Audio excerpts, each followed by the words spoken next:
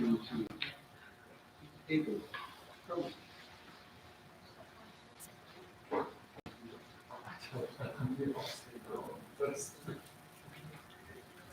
No, just take it loud.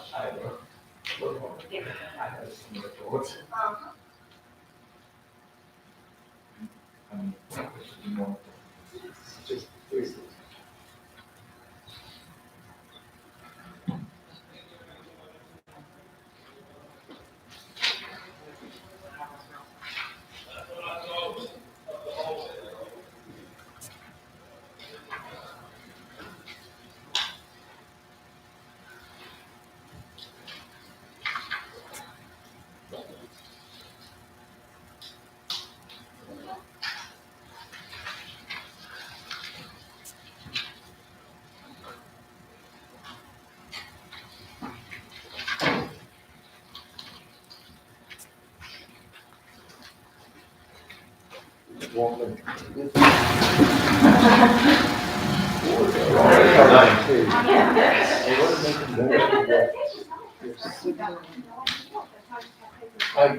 Yeah, well, actually, I came from she was a science writer. And so, she's like, you do this science cafe. And I was like, oh, no, actually, I don't think it's a good idea. She was like, please let us try. That's She's the like, years more discussion. So I allocated some money to it, we used to do the Chelsea's. Hello. And. Sorry? We just. Let me give you a mark. No. It was. So do we check in? By email? Yeah, all that to it. Or we can check your email. Yeah, sure. Okay, can we just note, Hey, Bob. Hello. Hey, how are you doing? All right. Do you have a copy of the agenda?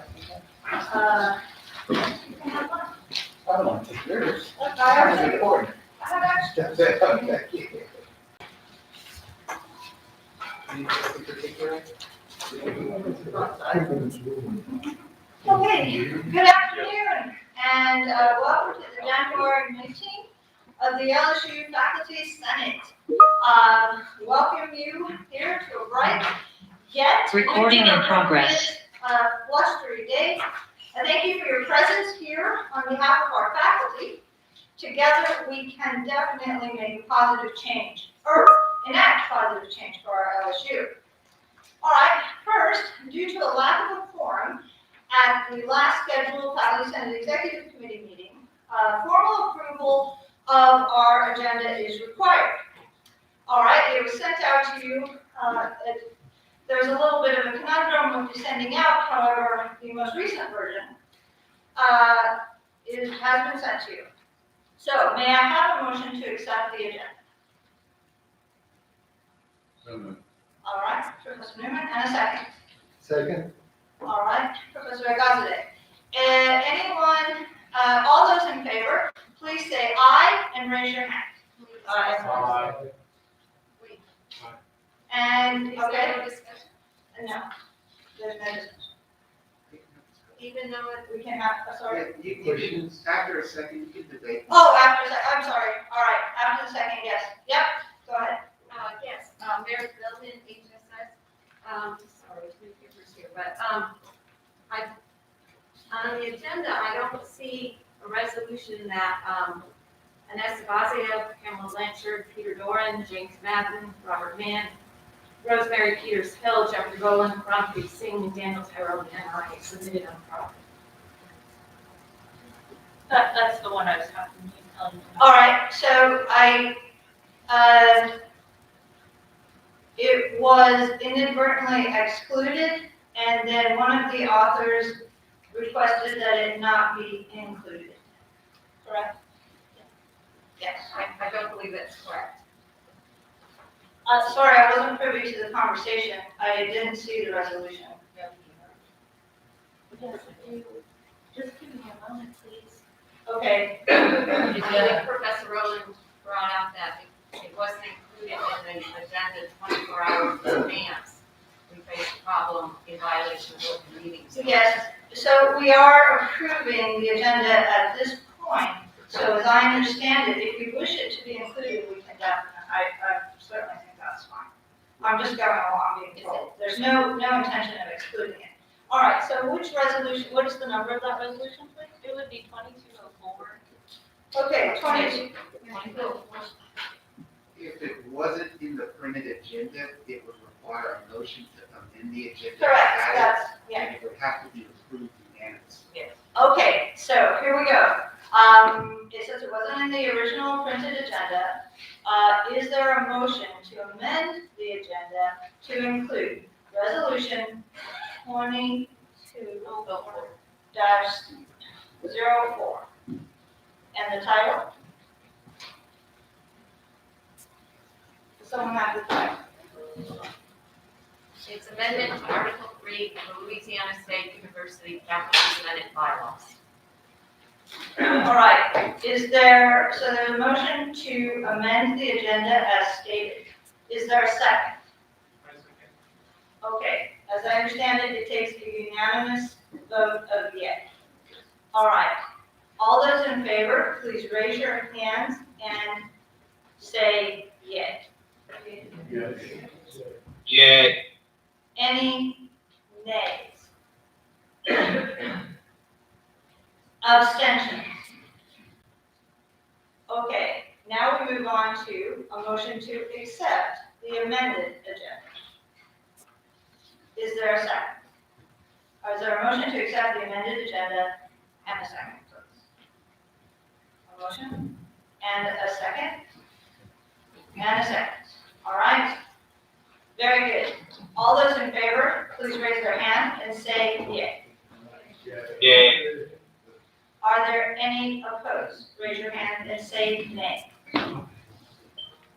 Any abstention? Raise your hand and say abstain. All right, one abstention. Please note for the record, Senator Meredith Feldman abstained. All other votes will be counted as affirmative. All right. Thank you very much, friends. All right, as I state at every meeting, we, the executive committee, endeavor to accommodate all voices to the best of our ability. This is no small task given the roving status of our meetings, not to mention the high variability in available technology. Further, it is only within the last few years that the Louisiana open meeting laws have apparently applied to our meetings. So I put forth the magnitude of the effort to arrange these meetings is extraordinary. We will happily accept your assistance in hefting this lead balloon that is our meetings. So please don't hesitate to step up, my friends. In the meantime, I'll appreciate and will acknowledge with applause our endless appreciation for Dr. Knoll, who persists through thick and thin with nary a complaint. So I would like to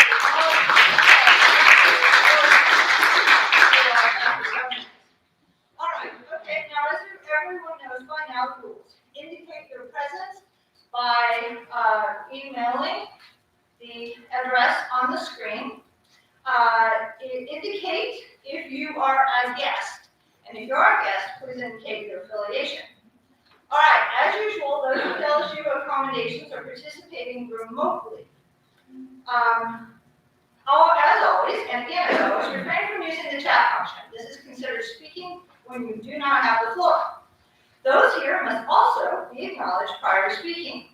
As you imagine, it's a tall order to keep an eye on every single person in this room at all times. I feel pretty silly saying this, but please raise your hand to be acknowledged, to take the floor.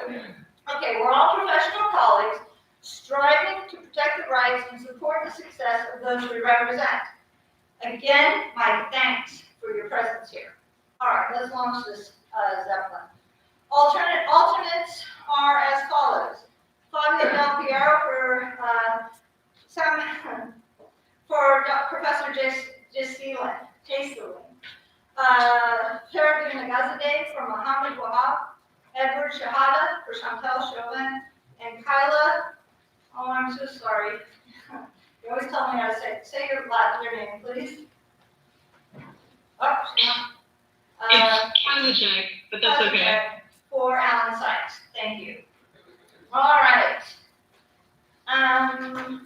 Next, are there any public comments on the agenda? No public comment. Okay, oh, I'm sorry, are there any additional alternates for the record? Yes, sir. I'm an appeal on the alternate for Dr. Marwa Hassan. Okay. Can you repeat again, please? I'm an appeal, OKEIL, from Civil Engineering, alternate for Dr. Marwa Hassan. Okay. Noted.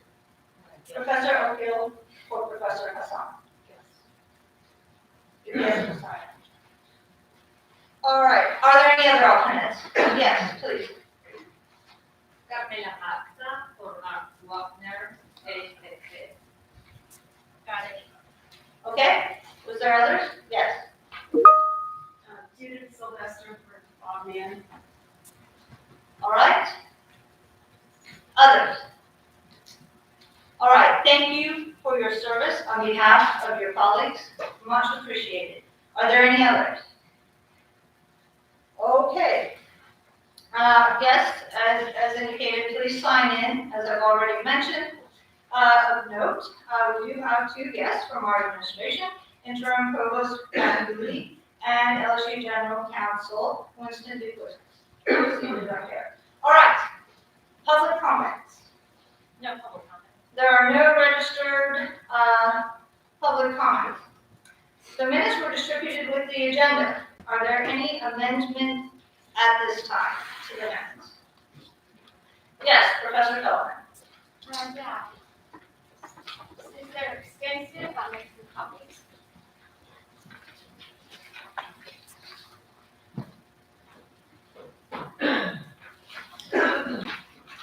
Would it help if I spoke into the microphone for Zoom or?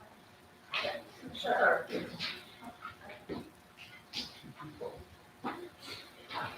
I direct your attention to page 3 of the minutes. There is something going around because they are extensive, but if you have the minutes in front of you, it might help as well. On page 3, after consideration of the minutes of November 15th, there's a line, right? And then it begins, Professor Mann made a motion. I submit that that entire paragraph needs to be omitted. That's an incorrect summary of the events that occurred. Don't believe me, you can go to video, and it's at minute 15, about second 36. And then there's 6 lines, Q&A, Roy Heidelberg, Dan Tyrone. Those need to be omitted because that actually is repeated below and occurs in the wrong place here. I think there's just some cutting and pasting problems going on here. And then as it says, where we begin is where it says Professor Belden raises a point of parliamentary inquiry, which is what happened, of course. And then if you go down 4 lines, Professor Mann motions an appeal to overturn the ruling. As I say, there should be motions to appeal the ruling. Just to remind everybody, I was raising a point of parliamentary inquiry, whether including an anonymous resolution on the agenda rendered that agenda out of order. President Lopez ruled that it was permissible, and by implication that the agenda was in order. Then Professor Mann motion to appeal that ruling, that the presence of an anonymous resolution does render an agenda out of order. And then as it says, Tyrone seconded the motion, and we had a debate. But then if we go down, where it says, President Lopez stated that the Senate will vote, that paragraph there, followed by the President Lopez confirms the results of the vote. I submit that those are inaccurate, and a more accurate rendition of what is on the video is that President Lopez states that the Senate will vote on whether to include Resolution 2111 on the agenda. The motion on the floor, however, was not whether to include 2111 on the agenda. It was a motion to appeal President Lopez's ruling that the presence of an anonymous resolution on the agenda did not render that agenda out of order. The motion to appeal President Lopez's ruling passes, which meant then that anonymous resolutions render an agenda out of order. When I brought this up earlier with some members of the FSEC. One of them told me that I would be better spent worrying about my own research than items of such unimportance. I think how we govern ourselves is very important. I devote a lot of time to it because I care about this institution and the faculty. I think it's important that we get this right. As Professor Gaines Foster said in his comments for this resolution, an anonymous resolution allowing that really guts faculty governance. A final then would be at the very end of the meeting, end of the minutes, this is not on the handout, but end of the minutes, page 8, under new business, it says postpone, first reading, resolution 2111, that's the anonymous resolution, that shouldn't be postponed, we voted that anonymous resolution. That's fine. Thank you. All right, given the extensive revisions requested for the minutes, is there a motion to suspend consideration of the minutes until everyone has time to review the amended version? Okay, there's a motion and a second. Okay, and a second. All right, those all in favor, please raise your hands and say aye. Aye. Anyone opposed? Anyone abstain? Yes, please state your name for the record. Okay, Professor Sylvester abstains from the vote. Please note that for the record. All others present will be counted as affirmative.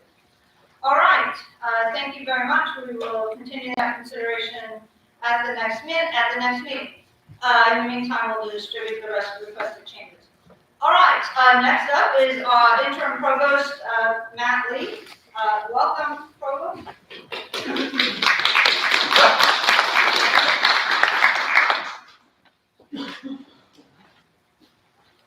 Thank you. You should temper your expectations a little bit. Good to see everybody. Thank you. I brought some notes along just to share some things with you, but thank you, President Lopez and the Faculty and Executive Committees for inviting me to come make some remarks.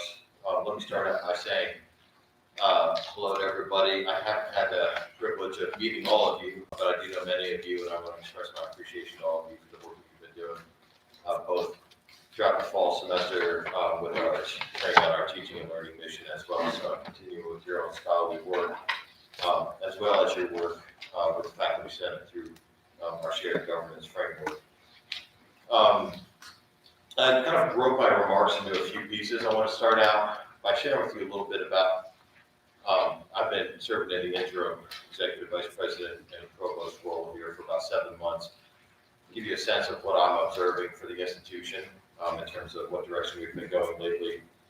And then share with you a little bit about some of the academic affairs activities, because there's a lot that goes on in academic affairs specifically related to the primary charge, I think, of the faculty governance, which is educational policy. We spend a lot of time working at the state level on some things, so I want to share a little bit with that, and then we'll kind of wrap up talking about a few other things. But first, let me just share with you some of the observations I have on our kind of stock indicators of student success. As you know, we've been doing quite well with enrollment lately. So in the fall 21, we set an undergraduate enrollment record. That also included setting records for the number of African American and Hispanic students that have been choosing LSU as their higher education academic home, setting a record there as well. And so we are continuing to grow and rapidly diversify our student body while maintaining a really high quality of student. LSU Online continues to knock successes, and we just set another year-over-year enrollment record over there as well. I just got the latest report about an hour and a half ago, and our undergraduate programs are starting to grow pretty significantly with LSU Online. So that's an important way by which we remain accessible to students who might not otherwise have been with us. So those are kind of stock enrollment indicators. One of the things I've been focusing on very closely is student success, because as our part of the compact is we have to ensure that we're doing what we can to meet students where they are, help ensure that on their arc through the institution, we are supporting them appropriately so that they can progress and graduate in a timely manner. Part of our enrollment growth, a significant piece of that has been out-of-state enrollment. And typically out-of-state students have a lower retention rate than in-state students. But we just set records there with our first to second year non-resident retention rates. That's going in the right direction. We've just set records with our fourth year graduation rate, fifth year graduation rate. So we're making good progress there as well. There is a room for growth there. There's a significant delta that we I think need to continue to shoot for, but we're doing good there as well. In the fall graduating class, we graduate our largest fall graduating class in history, and that's looking in the right direction as well.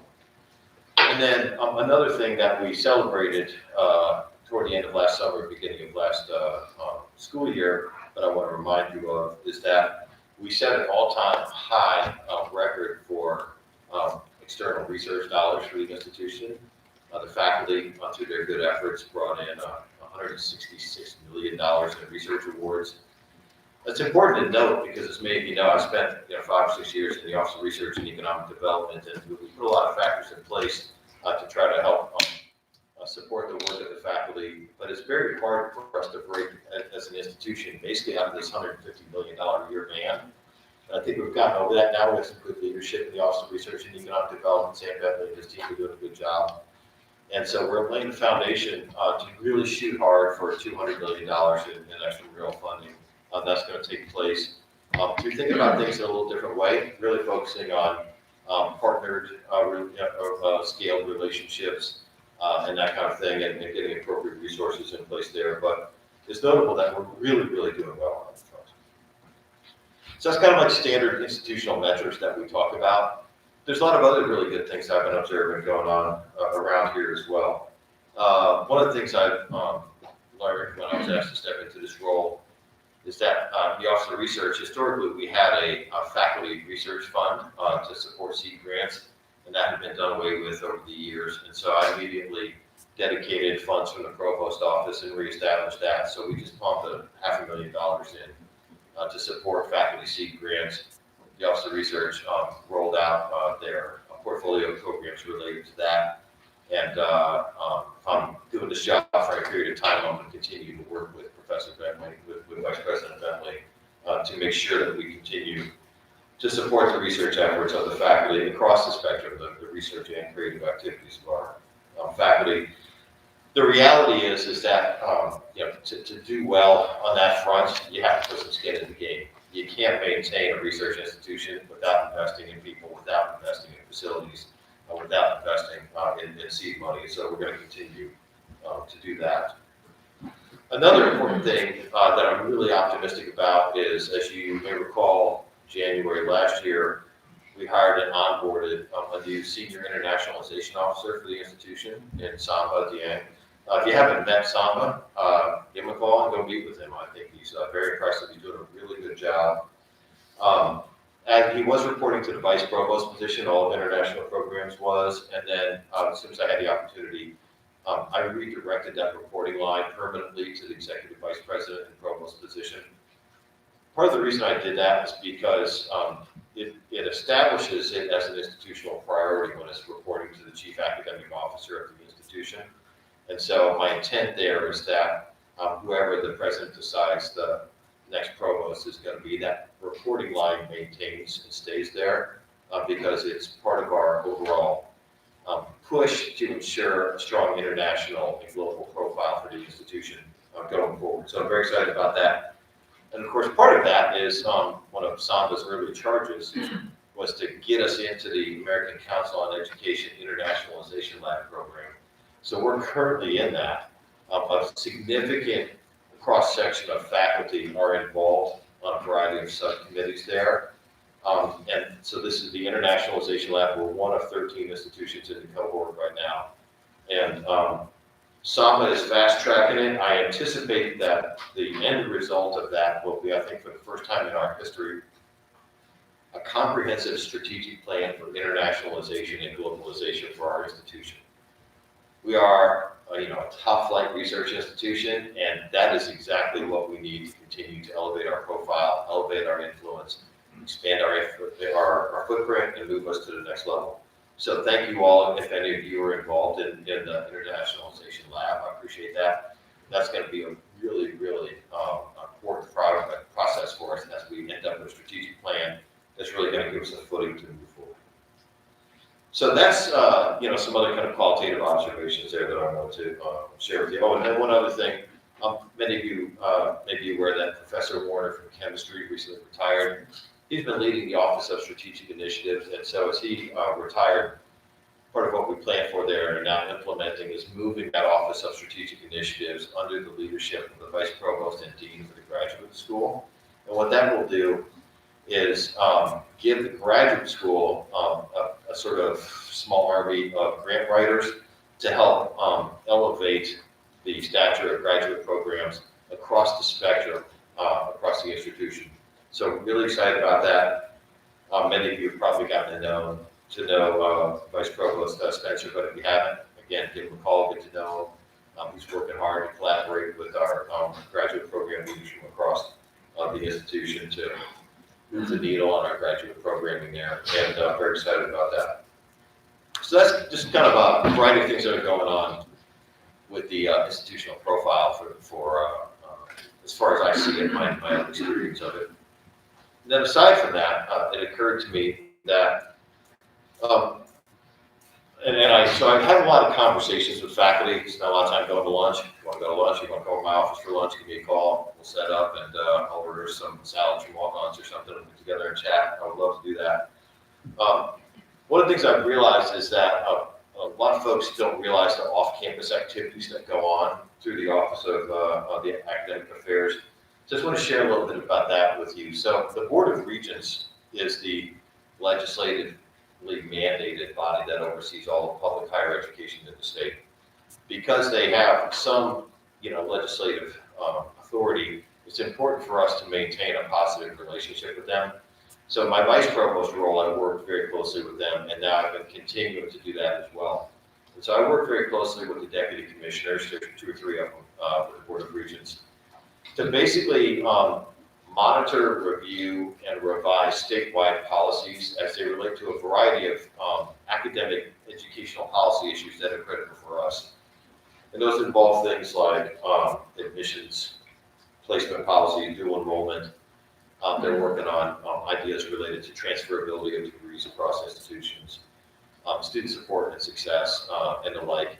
You probably heard they just recently hired a new deputy commissioner for innovation and academic programming, Tristan Denley, who comes to us from the University System of Georgia. So he started at the beginning of January to see as to how it operates. Like right away, so I heard he was hired, I reached out to him, said, hey, I'm the interim provost at the flagship. We have, a lot of things we need to work on together. So let's get together. And so in the last 3 weeks, I think I've met with him 5 times, and I'm making sure that I'm on behalf of the institution and all of us building that relationship appropriately, because part of my job as the chief academic officer for the institution, but also for the LSU system, is to make sure I'm working with the provost at LSU, Alexandria, Eunice, Shreveport, the Medical School of New Orleans, and the Medical School in Shreveport, to watch out for our collective interest and ensure that we're doing our part to maintain the integrity of our academic programming, our academic policies, and the like. And so there's a lot of synergies that go on there. I just bring that up because there's a lot of that activity that happens external to the campus, but it's very important for us in terms of the kind of work that we do. So I don't want to take up too much of your time, but I have some other things I want to talk about. I know you want to talk about COVID-related stuff, I would imagine. And so I can speak to that. Are there any questions about this stuff before I make a couple of remarks related to our COVID mitigation strategies? Thanks, Professor Mohammed. Yes, sir. Hi, I'm Edward Shahada from I just wanted to ask you a little bit more about the Tristan Denley appointment. Sure. For most people that know, Georgia, they removed the institution of tenure in favor of post-tenure review. Tristan Denley was involved in that, and now the Louisiana Board of Regents has retained Dendley in a very, actually very disquieting development, potentially, from our standpoint. You can speak to that a little bit, but I would also like to say that I understand you had conversations with him, and let me provide my endorsement to you, Matt Lee, my colleague, my former PhD student, and my co-author, and I know no one is more committed to the institution of tenure. Could you tell us how those conversations are going, and should we be worried? Sure, yeah, thank you. Ed was my favorite professor. All right, so I was, I was aware of Professor Dendley's, in his role as the Chief Academic Officer and the Vice Chancellor for Academic Affairs for the University System of Georgia, like 2 or 3 years ago, because the Board of Regents brought him over to do a presentation for us on math pathways. I know we have some of our math colleagues here. So he's considered an expert he's a mathematician by training, and he's considered an expert on math pathways. So, and he has other experience in innovative academic programming in terms of transferability of degrees and some of these issues. And then I saw that he was hired here just after the announcement at the University System of Georgia. So I reached out to him to talk about a variety of issues, but I did directly speak to him about that issue. And I don't want to go too far into detail here, but a strong impression that I got from him is that we have a shared set of academic values that focus on sanctity of tenure and on academic freedom. Many of these things are politically driven, as you know, and we're seeing this across a set of states in the southern and southeastern region. And he was, I think, doing his best under a difficult set of circumstances. He did tell me that this was a 2-year process in which he was doing everything he could to basically walk back what were some pretty strong political forces to eliminate tenure. Interestingly, one of the things, and I think I'm recapping this accurately, he shared with me that Georgia was one of the first states, if not the first state, to have a post-tenure review system, something like 25 years ago, and that it was never really used, and by not using it, that was drawing the attention of some of the political players in the state. At any rate, my sense that I got from my conversation with him was that we were on the same page. I'm 100% certain he was not brought over by the Board of Regents and hired here to do anything related to tenure in the state. I think he was really hired because of his expertise in academic innovation. However, I don't get in trouble for this, but I was speaking with President Tate this morning, and I mentioned that I was coming to chat with you all. And then we got over onto the issue of tenure. And as Ed mentioned, like, I'm an academic. I know that many of you look at it like he's an administrator, he's on the dark side, he can't be trusted. And I hope that's not the case, but I understand that people feel that way. But I'm an academic at heart. I'm a faculty member. I don't have much of a scholarly program anymore, so I don't have time for it. But when I was doing it, I was taking it very, very seriously, and I'm committed, of course, to tenure and academic freedom very much. And when the president and I were talking this morning, for him, just to assure you, he said point blank, anybody trying to tinker with tenure, that's the hill he dies on. And I said, I'm right there with you, absolutely. I did talk to our government relations staff today, and they said they are not hearing any talk of legislation having to do with tenure-related issues at this point. We're nearing the front end of the legislative cycle. So that's it. That's the info I have right there. Yes, Meredith. I wonder, you said that somebody had fast-tracked the internationalization lab. Do you have any sense of timeline, what we're looking at? Yeah, so it's a good question. So okay, sure. So Sam Diang, our Senior Internationalization Officer, I mentioned that he fast-tracked the planning process related to the Internationalization Lab. What I meant by that was that process to develop a comprehensive institutional strategic plan normally takes about 18 months. He feels like he got it well organized on the front end and that we'll be able to accomplish it by the end of this calendar year. So I'm hoping that we can high five in December, and in January, we're going to be standing on a new strategic plan for internationalization. Are there any additional questions for the provost? All right, thank anything? Well, I have a couple other remarks too that I want to make, so. One more Professor question. Arzada. Fred Agazada from Industrial Engineering Department. What is the statistics regarding what percentage of students are vaccinated now? So so the question was, what percentage of our students are vaccinated? Correct. Mid-semester in the fall, I think October, end of October, maybe early November, we were at, I think, 84% fully vaccinated. When I got the update this morning, I didn't ask what it was, but we were in that range for then. And at one point, we were the highest in the SEC. So that was good. So we're doing quite well there. I know you want me to get out of the way. I just want to mention a couple other things, about COVID.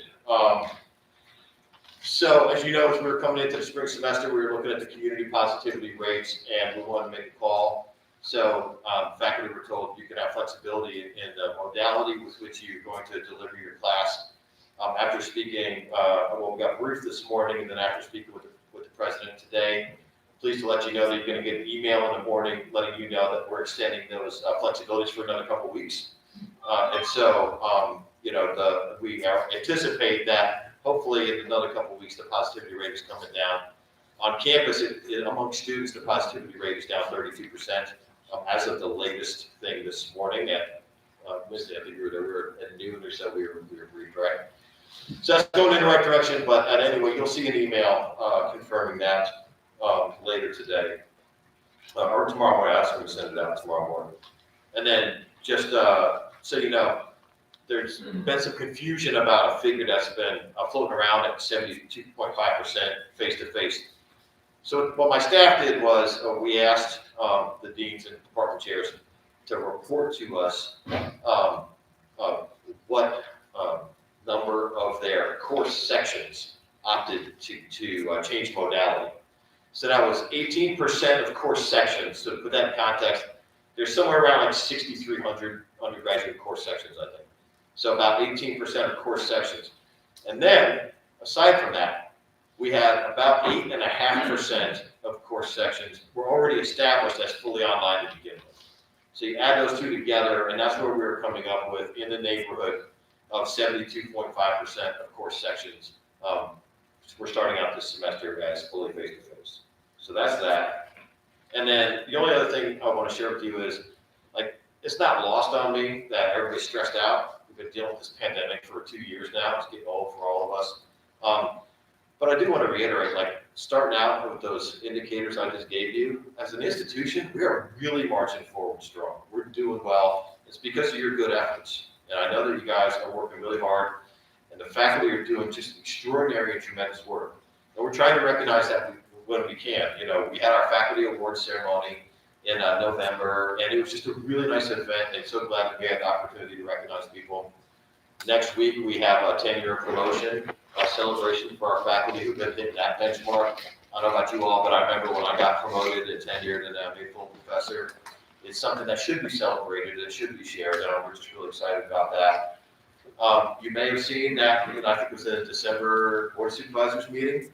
We recognize Grasa Vincente as a boy professor. This is an extraordinary accomplishment. It's the highest academic honor that one can receive as a scholar in the LSU system. And we're going to have an event that recognizes her and invite her family and colleagues and so forth. And then I just want to close by saying, it came to my attention that an event we started over a decade ago, Science Cafe, is still kicking. My friend Inessa is going to regale us with tales of Stravinsky tonight, right? And I bring this up partly because I'm glad she's doing it, but also partly because that's one of those kind of activities that really makes us an intellectual community. And that's what we are at the end of the day. We are committed scholars. We are committed to the learning and teaching efforts that we conduct with our students and to our research and creative and scholarly activities that we undertake. I've been involved in Science Cafe, and I was telling Nessa, I said, when Ashley Berthelot, who was a science writer at the time and is now the president of staff, came to me 11 years ago and said, I want to start this Science Cafe, and we're going to, outside of work hours, invite people to come, talk about scholarly work. And I said, actually, I think that's going to be a total failure and it's not going to work. And she said, well, just give me $400 for a couple of months and we'll see if we can make it happen. And I'm so glad that I was proven wrong. Here we are 11 years later. and we're still deeply engaging a wide variety of disciplines as an intellectual community. And at the end of the day, that's what we're supposed to be doing, and I was just really glad we're doing it. So good chance to go to Science Cafe. Thank you. All right, thank you.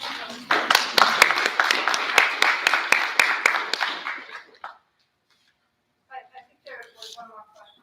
Okay, sure. Carol Friedland, Construction Management. So you had said in the mid-fall, approximately 84% of students were fully vaccinated. Yes, So I assume that does not include boosters. I think that's correct, right. So I think as it's we either know- the one Johnson & Johnson or the two Pfizer, most So as we know, the effectiveness of the vaccine wanes significantly, so many would consider those to be unvaccinated. What is the plan for requiring students to submit their booster documentation? That did not come up in our briefing this morning, but it's almost certainly something that we're going to talk about with the Health and Medical Advisory Committee in our next discussion, I think. So I don't know, but Caroline will bring it up. Thanks. All right, many thanks to the provost. There's a little Sure, bit thank of you. applause. All right, next up is the president's report. I will keep it brief. I'll try to touch upon the many things that are going on. And also I will summarize this and put it on the website prior to our next meeting. So if you have any questions about anything in the report, you can reach out to me directly. All right. We have a hard stop at 5:30, which means we literally have to be physically out of here. So I do want everyone to be aware of that, and anything that we don't get to today will be carried over to the next meeting. All right, so I wanted to reiterate the important function. So first off, I just wanted to reiterate the important function of the college policy committees, and not only in their role of overseeing the election of the senators, but the importance of the communication between the policy committees and the senators, because that is the avenue by which we, the faculty senate, get the communications from individual colleges.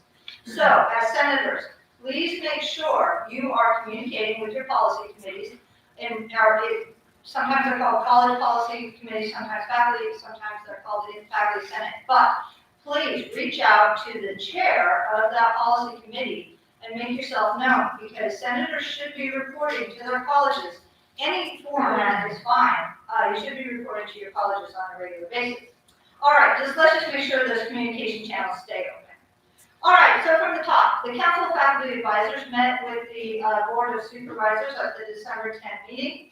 As promised, Chairperson Starnes met with the council and expressed his support of faculty tenure and First Amendment rights. Highlights from our report to the Board of Supervisors included, first off, most importantly, congratulations to Professor Gonzalez-Vicente for her huge success at being named a Boyd Professor. We're very proud of her.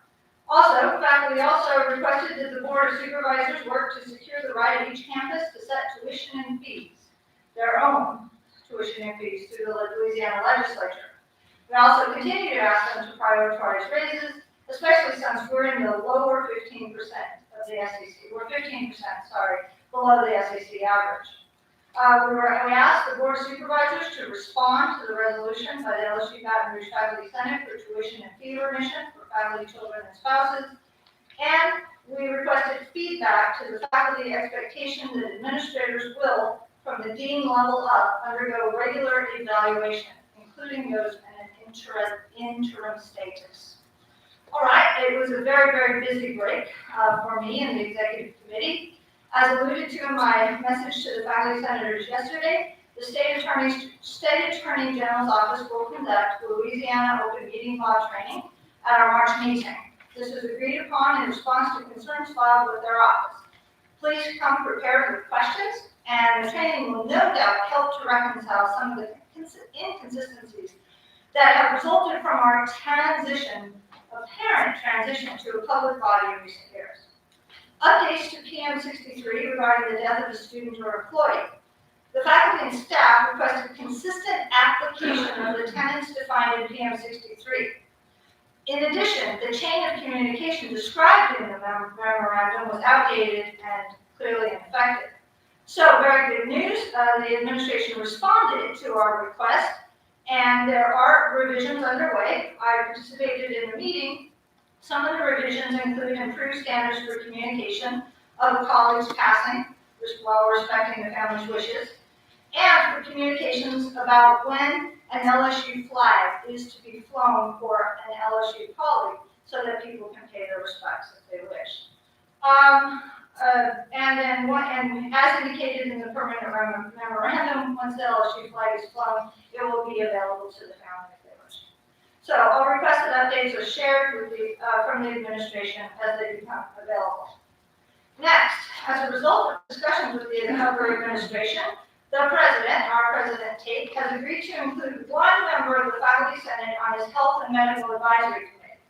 I took a bit of wrangling to get my foot in the door. And as you'll recall, this is the committee that makes all recommendations for campus safety during these challenging times. So if you are interested in serving on the committee, that is the President's Health and Wellness Committee, that makes all of the suggestions oversees all the criteria for campus safety, please provide a short description, more than half a page, of your qualifications for consideration by the committee.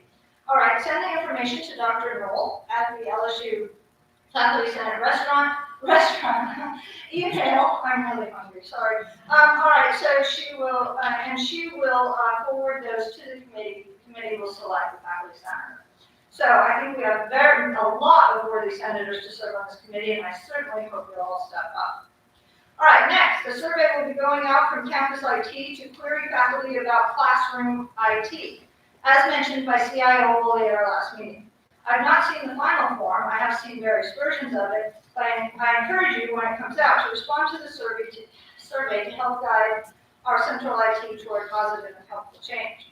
All right, you may have heard or will be hearing about the Zoom space shortage. In short, to summarize, LSU's Zoom license, with LSU's Zoom license, we can store up to 88 terabytes worth of recordings. As of January 1, 2022, we consumed 80 terabytes. Faculty recordings account for about 70% of that. So, CIO Woolley has proposed some solutions and requested feedback.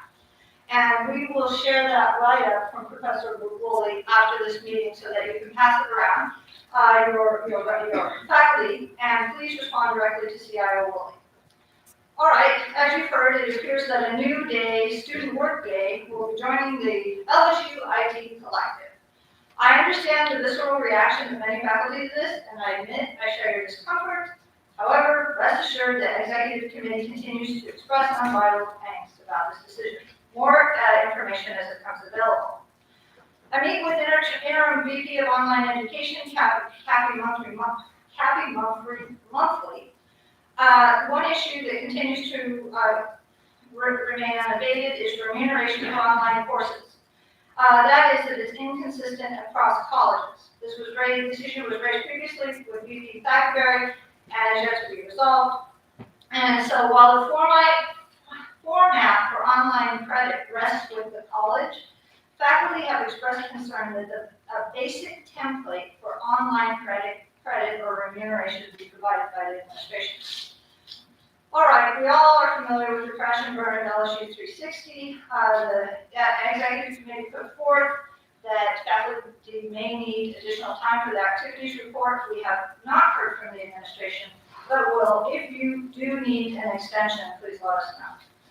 All right, we had a great advisory committee. The executive committee had a great advisory committee last week. We met with Trey Jones from the General Counsel's office to discuss all available options for open meetings given current pandemic conditions. We brainstormed at length. I also took the liberty to communicate with the State Attorney General's office directly. As summarized in my previous messages, we only had a single option.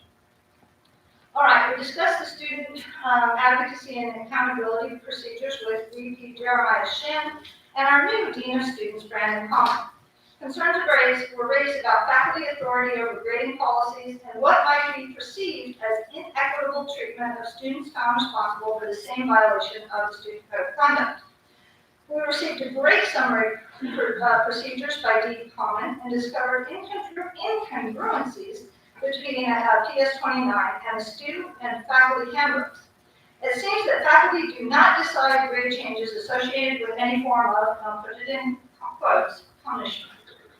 So the executive committee will work to resolve these inconsistencies, and with the approval of the Senate, we'll ask VP Shin and Dean Common to join one of our upcoming meetings. Committee members also met with the VP of Enrollment Management, Jose Aviles, about transfer credits. That is the inconsistent application of 2.75 credits from universities among colleges, and the rather lackluster participation of LSU in this transfer student market, including a rather abject presence on transferology.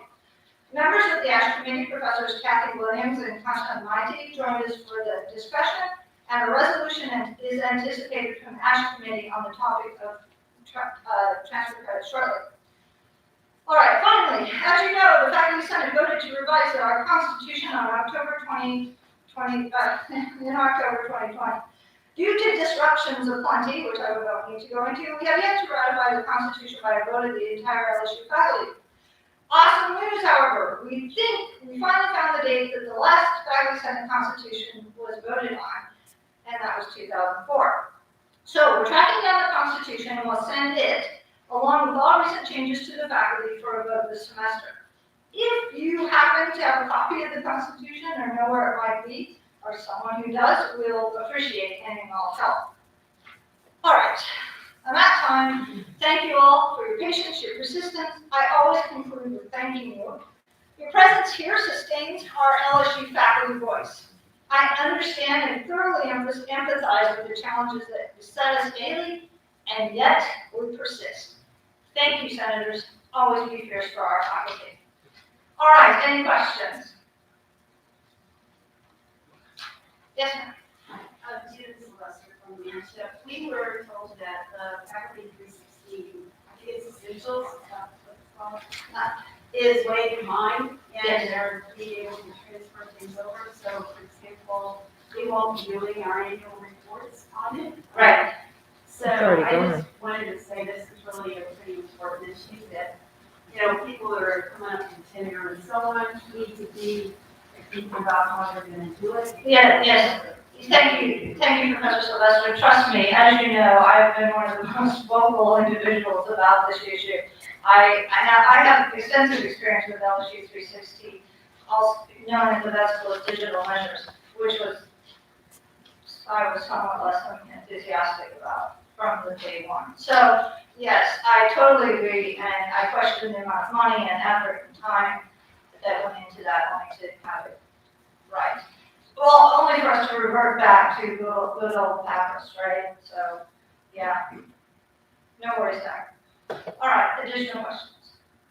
Yes, Professor Feldman. I was wondering about so yesterday, and then again in your remarks, you told us that a big portion of March is going to be spent on open meeting law training. And you said it's agreed to by the university in response to a concern registered with their office. I just wonder if you could fill us in a little bit, like, do you know who registered this concern? And when it says agreed to by the university, is that? Right, so this all occurred in the general counsel's office. I'm just providing, I'm just the messenger. I don't know anything about who or when or anything else. So we've just been told we have to do this. That's correct.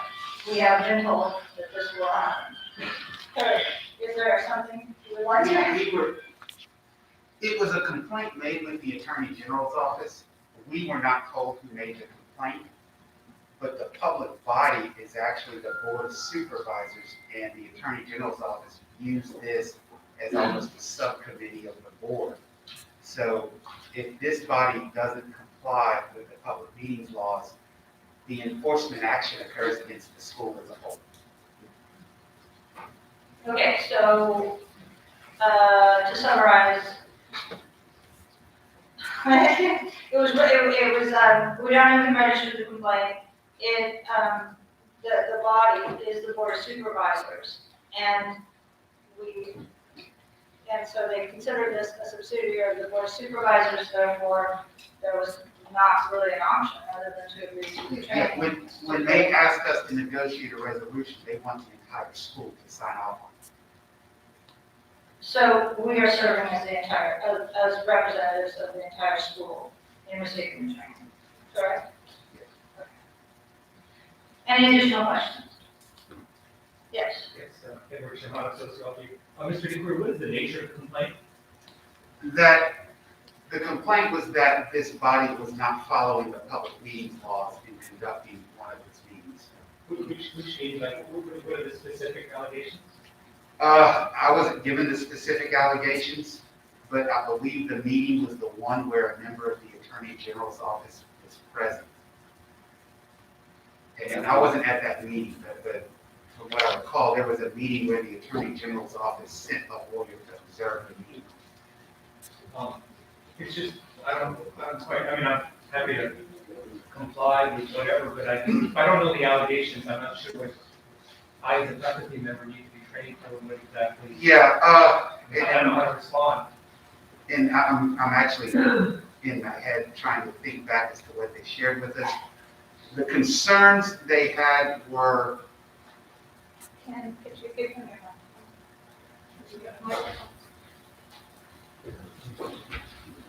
the concerns that were relayed to me were conducting all votes by voice, following the proper procedure to go into executive session, were the two that I remember specifically. There's another question. Thank you. Is the question for me or Dr.? No. Yeah. So this is Mr. for DeCoeur? the accounting. So I'm assuming this was the 7 December meeting in student meeting, correct? Probably, yes, that's the one where That's the the one that someone from the Attorney Yes. General's office made a presentation there. So if it had to do with, this seemed to be someone, because they were public in the back, so I mean, they were visitors in the back, they're not faculty. So I don't think there's any barriers for the public at large to visually see the meeting. So it sounds like this, the accusation is someone, and there was a violation by us on the floor. Well, No. there was no violation. They didn't tell us there was a violation. They simply asked, they informed us that there were concerns about what I specifically remember is votes being conducted by voice. And this was somebody from the public or from the faculty? We don't know. You don't know, okay. They don't tell us that in following the proper procedure to go into executive session. I believe that was in the record. Yeah, well, I don't know that so the resolution that was decided upon and agreed upon on behalf of the school is that we'll receive the training. I think this is vital as well. I think, and I did speak with their office and remind them that we have very few meetings and a very compressed schedule, but of course I'm not going to be really, I need to be, well, we'll all be agreeable. So, hopefully, and I'll work with them further to highlight, and decide how, and I'm sure Mr. DeCoeur as well, to help it, to really focus on what it applies to us as a public body, rather than, an entire course on Louisiana Open Meetings Law. Yes? Oh, hi, I'm Margaret working in the Department of French. I was wondering how long will the training, how much of the meeting will the training take up? Right, that's what we're trying to, work out. I've seen them, so you don't feel picked on, they do this training all over the state, so everything from school boards to local levy districts. The training, depending on how detailed they get, ranges from about 35 to 45 minutes. And it's basically just an overview of all the rules applicable to public bodies. So we're trying to winnow it down, and she was present at one of our meetings to what applies to us. Yeah, so if you see us changing things around and so on, which we do, it is our very best effort to comply with open meeting laws as well as meet the required community and follow our own constitution and so on. So it is a little bit scattered on occasion. All right, any additional questions? All right, well, if you have any questions about any of the topics I brought up or any other, please never hesitate to reach out to me. All right, first up on our agenda in our old business is the second reading of Resolution 21-06, call to bring LSU's vaccination mandates into conformity with state law and national guidelines.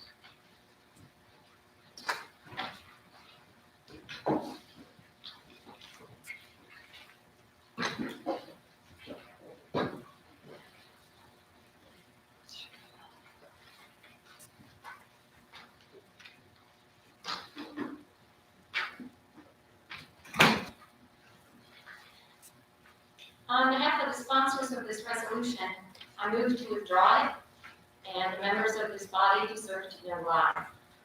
First, the COVID situation now is not the same as it was when we proposed this resolution, yay, those many months ago. Omicron has made it clear that all of us, vaccinated and unvaccinated, need to be tested regularly. Second, LEH, Louisiana Department of Health, has already updated the schedule of vaccinations to require COVID-19 vaccinations for students. Notably, this also requires boosters. If there's any debate about vaccinations, it seems the place for it now is at the state level, not the Senate. And third, and I think most important, the LSU administration's decision to resume the mask mandate, to recommend higher grade masks. I'm sorry, I'm wearing my old one here, I forget that also. It's double grade though. And to allow faculty to choose their teaching mode during the first 2 weeks, now 4 weeks of the semester, a decision consistent with the request put forward by the faculty in our petition late last summer. All of these indicate that our message has been received and that faculty voices have been heard. As we all know, this is not the case at many of our peer institutions across the South. The fact that 84.3% of the students are vaccinated is also something we can be proud of.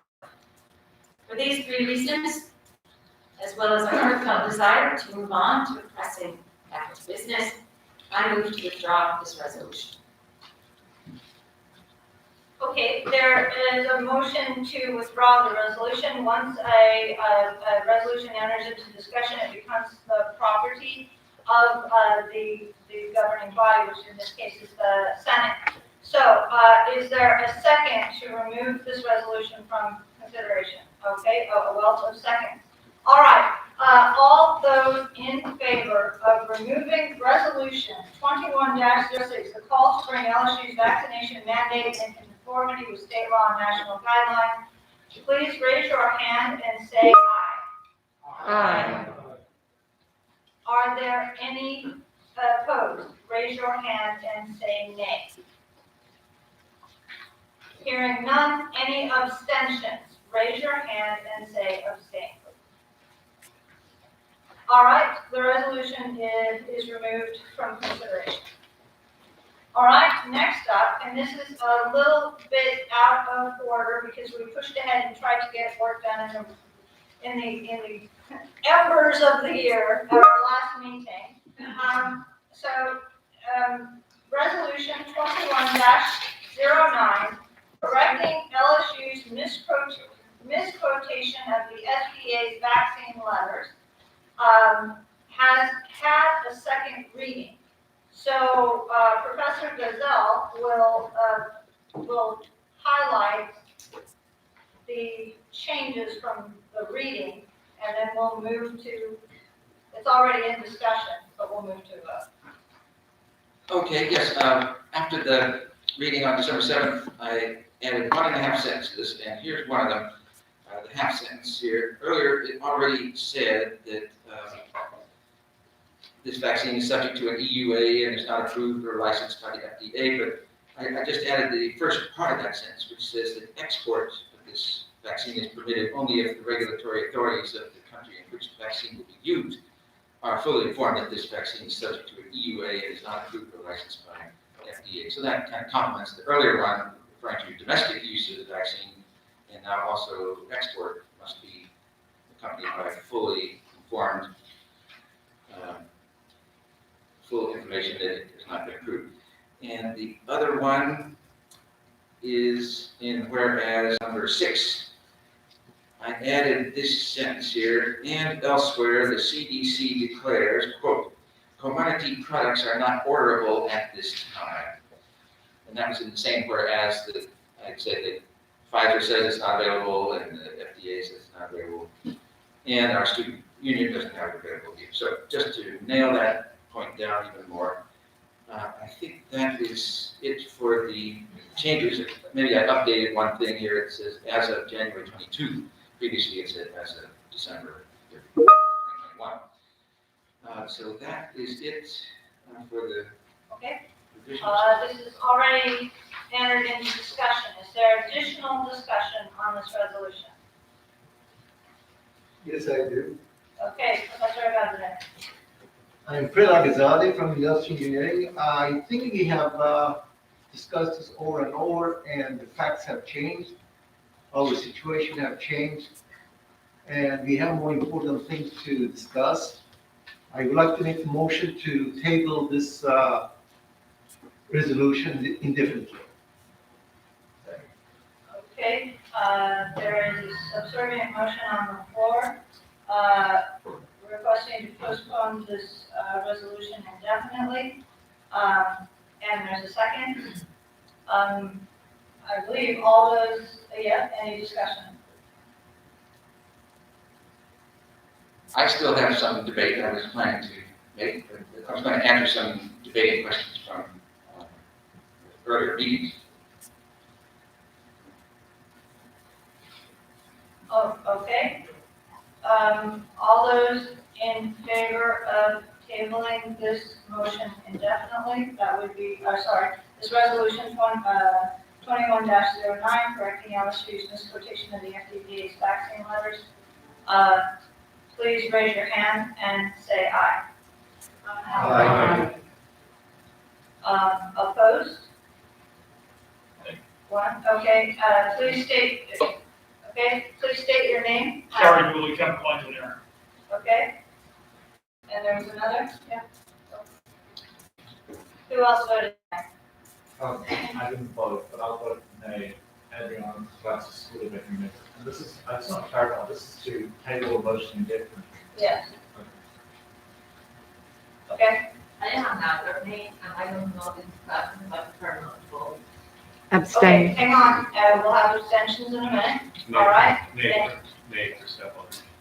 Okay, Nate, please start. Clarification requested, please. Yes? Yes? Hi, Theta Daniels Race, College of Engineering. Sorry, just making absolutely sure, because again, there's still a bit of the video being so-so, even with the captions on. So this was a motion and a vote to table this resolution 2109 indefinitely, definitely. Yes, that is correct. Thank you. All right, are all the nay votes recorded? We got 4. We have 4 nay votes. Okay, any who wish to abstain, please raise your hand and say abstain. Abstain. All right. Pam Blanchard, School of Ed. James Madden, mathematics. Katrina Massa, Others again, abstain, yes. Julie Rollins, School of Ed. All right, all other votes, are there any additional abstentions? All right, all other votes will be considered affirmative of those participants currently registered. All right, moving on to new business. Resolution 21-10, bringing LSU's COVID-19 policies into compliance with state law. Sponsored by, and I apologize for not doing this on the last set, Carol Friedland, Carrie Dooley, Forrest Rubin, Charles Giselle, and Charles Brown.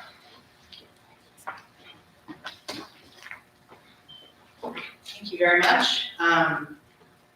I just wanted to, thank Senator Veltman for many of the comments that she had made in the withdrawal of Resolution 21-06. And I think really that's where we're coming from with this resolution is LSU has for decades operated under state law where there are required vaccines, where there is an exemption process that works. And really what we are looking for is to bring the practices and the policies that LSU is implementing in line with state law. So, just hold this. Yes, please. Whereas President William F. Tate IV stated before the Louisiana House Health and Welfare Committee on August 16, 2021, that LSU's practices for COVID-19 vaccine requirements and exemptions we're following the same guidelines in place for decades. Whereas COVID-19 is not a vaccine preventable disease and no significant difference has been found in viral load between vaccinated and unvaccinated, symptomatic and asymptomatic groups. Whereas the Louisiana Revised Statutes, RS, establish the requirement that students entering universities for the first time be immunized against vaccine preventable diseases or prevent satisfactory evidence of immunity according to a schedule approved by the Louisiana Department of Health, LDH, Office of Public Health. Whereas no student seeking to enter any Louisiana school is required to comply with school entry immunization requirements if a written statement from a physician or written dissent from the student or his or her parent is presented. Therefore, medical, religious, and philosophic exemptions will be allowed for compliance with regulations concerning school enters. Whereas the COVID-19 vaccine is not listed on the LDH schedule for enrollment at schools of higher learning, so that may be revised with the governor's change, subject to the Attorney General's challenge. Whereas LSU requested and was granted approval from LDH to add the COVID-19 vaccine to LSU's vaccination schedule, LDH specifically noted that the legality of any action taken in this regard had not been determined. Whereas no authority is given to either the institution or LDH to discriminate between immunized and unimmunized students, other than the empowerment of school administrators upon the recommendation of the Office of Public Health to exclude unimmunized students from attendance during an outbreak of a vaccine preventable disease, but only until the appropriate disease incubation period has expired, which for COVID-19 does not exceed 14 days. Whereas testing of unvaccinated students but not vaccinated students, when both groups can carry and spread COVID-19, violates the civil rights of students to obtain education without discrimination and places a burden on a student's exercise of religion. Whereas the state health officer and LDH are prohibited by statute from imposing any mode of treatment against a person's religious tenets.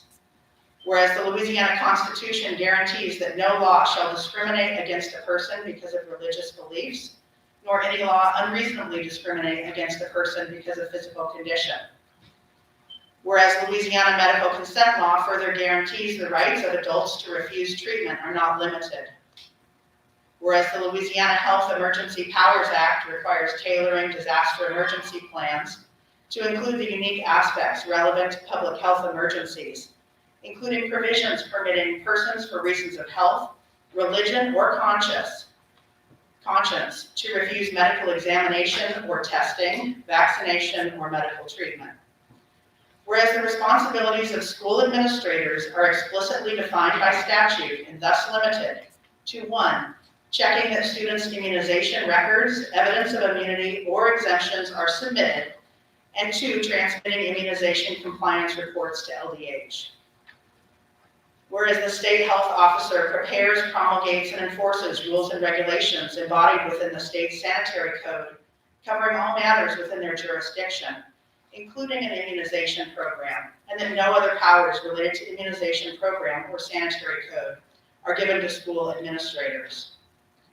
Whereas nothing in the immunization program shall authorize the state health officer or the department to overrule the limitations in either RS 40, Section 5.2, or RS 17, Section 17-170E, which prohibit treatment that contradicts religious beliefs and allow students to opt out of immunization requirements, respectively. Whereas the state health officer and LDH Office of Public Health have exclusive jurisdiction, control, and authority to enforce a sanitary code for the entire state, meaning that no entity outside of these have the authority to enforce Louisiana's sanitary code, nor do they have the jurisdiction to create a sanitary code and thus immunization program outside of the statewide sanitary code. Whereas LSU policy statement PS 72 immunization policy does not mention or require immunization against COVID-19, nor provide the definition of adequate immunization for COVID-19. Whereas PS 72 was last revised April 1st, 2016, and is not currently in revision. Whereas the latest version of the LSU presidential directive on COVID safety does not specify that COVID-19 immunization is required for LSU students, but does specify 3 separate types of discrimination against unvaccinated students: testing upon entry, periodic testing, and close contact quarantine. Whereas LSU takes due care to assure the policy statements when issued are in compliance with applicable controlling laws, rules, and regulations, though such care is not evident in the current implementation of LSU's COVID-19 student vaccination and testing requirements, which are being promulgated and enforced outside of published LSU policy statements. Whereas the LSU COVID-19 roadmap states that all students are required to be vaccinated against COVID-19, including continuing students, and the students who have not submitted evidence of vaccination or an exemption are not allowed to register for the spring semester. Whereas the COVID-19 roadmap states that those unvaccinated due to medical, religious, or other reasons must complete an electronic waiver that cannot be submitted without 1, relinquishment of rights not relinquished by vaccinated students, and 2, agreement to comply with assigned COVID-19 testing requirements and other prevention guidance, which is unspecified. Whereas LSU does not accept evidence of immunity as compliance with its COVID-19 vaccine requirement, despite citation of this requirement in LDH's approval letter to LSU, along with CDC statements and other research that cite long-lasting immunity from natural SARS-CoV-2 infections. Whereas the president of LSU exercises complete executive authority for the LSU campus, subject to the direction and control of the Board of Supervisors. Whereas the LSU Board of Supervisors received a letter on August 23rd, 2021 from Attorney General Jeff Landry stating that those who dissent from vaccination should not be subjected to discriminatory actions. And whereas the rights of Louisiana students relative to vaccine requirements for students entering schools in Louisiana were further clarified by Attorney General Jeff Landry in the open memorandum to Louisiana citizens on November 10th, 2021, which is attached to this resolution. Therefore, be it resolved that the LSU Faculty Senate recommends that the LSU Board of Supervisors exercise due diligence in its direction and control to bring LSU's protocols and practices into compliance with state law and present a report of the updated practices at a Faculty Senate meeting within 2 months of passage of this resolution. All right, thank you, Professor Freeman. All right, is there a motion to move this into discussion? Okay, there is a motion by Professor Dooley. And a second? She said, okay, Professor Basayev, a second. The resolution is now open for discussion. Yes? Okay, yeah, we have to, yes. Once again, I'm going to make the same comment. We've been talking about the Senate has been extremely ineffective for the last year or so because we get bogged down with these resolutions that all it creates was division and complications. And I think it's time to do away with these type of resolutions. I have every symptom that you can think of that makes me extremely, I guess, in hazardous way to attend the class. But because of the LSU policy, my students, I checked in my class, they have been vaccinated, and the COVID rate at LSU campus is going down. Even though I am at risk person, I feel comfortable and safe to attend my class. And once again, I'd like to make a motion to table this resolution and get on with our teaching and research. Thank you. Okay, well, I believe there is a motion on the floor, hang tight everyone, to table this resolution. I'm sorry, I meant table indefinitely. Okay, Thank you. so we do need to move, so is there a second? Second. Oh, okay, I can see, yeah, several seconds, including Senator Shahada. All right, all those in favor of tabling resolution, sorry, 21-10, bringing LSU's COVID policies into compliance with state law, please raise your hand and say aye. Isn't this a debatable motion? Yes, sorry. I think it is. I'm not Motion, making sure. it is, sorry. There was somebody on the I'm just, I get on a track and it's hard to get me off. All right, sorry, it's open for discussion. Yeah, let's discuss the motion to table this resolution indefinitely. Apologies. Yes, I'm Mohammed, civil engineering, and I think I'm in support of that motion, and I'll tell you why. If you read this resolution, and item number 2, and I encourage you to look at that article, and I'm going to read it for you. It says, this article is a preprint and has not been peer reviewed. It is reported as a medical research that has yet to be evaluated. So you're voting on something, I mean, we all are scholars. Will we take something that's not being peer reviewed?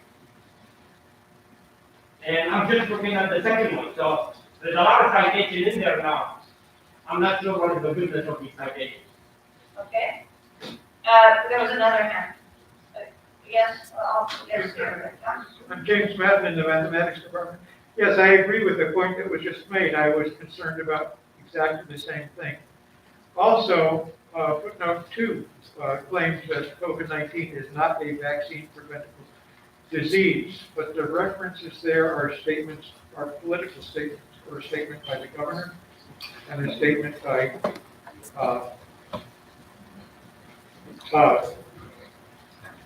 Dr. Kander. I feel like these are things that we can address. These are opinion statements. Okay. So I think we can easily address these in their addition. All right. All right, Professor Vaughn. Yes, hang on, Professor Vaughn, Senator Vaughn, yeah, go ahead. So I agree with the sentiment expressed by the professor. However, I just wonder whether we should be voting on these resolutions, which this one, the previous one, in my opinion, had some grave deficiencies. For example, point 2 about the statement COVID not being a vaccine preventable disease, whether it's not appropriate just to vote them down rather than to include them. Okay, so the question is just, would it be preferable to vote them down versus just table them? I think that my main concern is that LSU is infringing significantly upon the rights of the students. And I apologize if I made a technical error, but I think as faculty members that we can be a little bit more understanding and comprehensive of the overall idea, which is that unvaccinated students are being discriminated against, and that means treated differently based on their group by these testing requirements. And as faculty members, is that really what we want?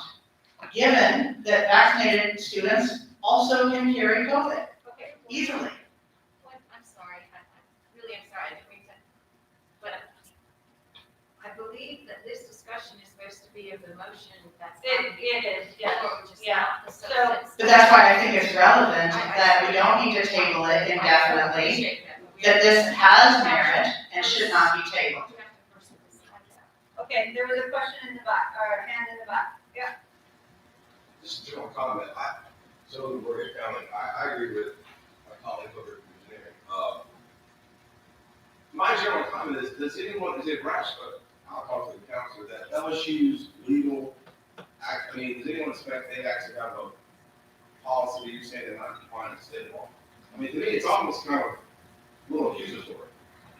So all these public policies to me it's just getting to the point where I'm like. LSU has received quite a number of communications from elected officials and from state agencies that they are in violation of the law. I submitted a public records request to that effect in December. LSU has still not replied to that, but I know of at least 2 letters they have received telling them that they are directly violating the law. And they know this. And we are saying, don't worry about it. It's fine. Okay, friends, the motion that we are discussing is whether or not to table this indefinitely, which means we're not discussing the resolution itself. Call a question?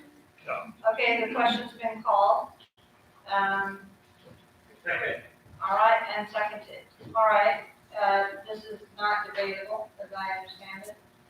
Okay, so all those in favor of tabling this resolution indefinitely, postponing this resolution close the debate on this subject, please raise your hand. All right, hang on, let me get it straight. All those in favor of closing debate on the motion to table this resolution indefinitely, please raise your hand and say aye. Aye. All those opposed? No. One nay. Professor Dooley. I'm saying, And one abstention. All right, all those who abstain, got it. State your name, please, sir, for the. Okay, everyone else will be registered for the meeting, will be noted as affirmative. All right, now we move on to a vote of whether or not so the motion on the floor is to table this indefinitely. All those in favor of tabling the resolution indefinitely, please raise your hand and say aye. Aye. All those opposed, raise your hand and say nay. Names, please. Okay, from the left, from my left, yes. Gary Dooley, yes. Bob Newman. Andre Olivetta. Yeah, sorry, I can't see your face from here. George Heidelberg. Okay. And again, and, Professor Moore. Okay. Any abstentions? Okay, please state your name. Okay, Mike Martinez, HSE. okay.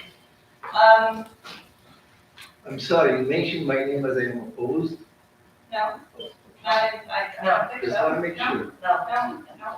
All right, 5 names, 2 abstentions. 5 nays and 2 abstentions. The motion passes to table the resolution indefinitely. All right. If I will just use my executive privilege and just apologize to everyone, I need to go get ready for my presentation at Science Cafe, so I don't need to leave in protest. This is not what it's meant to be. So I do apologize about this, so I'll see you guys next time. Okay, the next up, the resolution 21-12, an expression of no confidence in faculty senate practices with recommendations for reform. Sponsored by Professor Margot Brault, Jingwen Choi, Robert Mann, Helen Regis, Daniel Tyrone, and Meredith Feldman.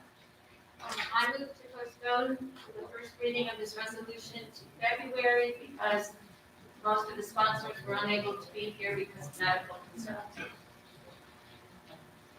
Okay. Running on. I believe we have to take a vote on changing the agenda. Yes. Okay, there is a motion, there is a motion to postpone the first reading of resolution 21-12 to the February meeting. Is there a second? I have quite a few seconds. All those in favor, please raise your hand and say aye. Aye. All those opposed? This is Professor Dooley and Professor Bosman. Okay, all those wishing to abstain. All right, the resolution, first reading of the resolution will be carried over to the February meeting. All right, resolution 21-01, call for enforcement of LSU's policy statement 118, 100% tobacco-free policy and an education campaign for students, sponsored by Professor Judith Sylvester.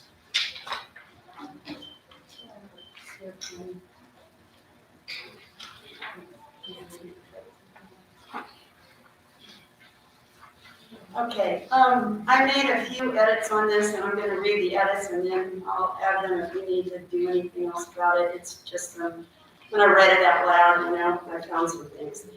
All right, LSU A&M Faculty Senate Resolution 22-01, call for enforcement of LSU's PS 118, 100% tobacco-free policy, and an education campaign for students. And I'm sponsoring it. Whereas state law RS 40-:1291, period 23, requires LSU to adopt a smoke-free policy, including traditional smoking and vaping, and also authorized LSU to adopt a 100% tobacco-free policy, which is PS 118, which was enacted August 1st, 2014. All forms of tobacco, cigarettes, e-cigarettes, including all vaping devices, and smokeless tobacco are prohibited on all areas of the campus, including classrooms, residence halls, and Greek housing. Whereas the American Medical Association, the AMA, cites more than 20 studies which have smoking status and COVID-19 complications, finding in more than 80% of those studies, smoking resulted in a statistically significant increase in adverse outcomes. Whereas research shows that, compared to non-smokers, smokers with COVID-19 are twice as likely to be admitted to the intensive care unit, to need medical or mechanical ventilation, or to die.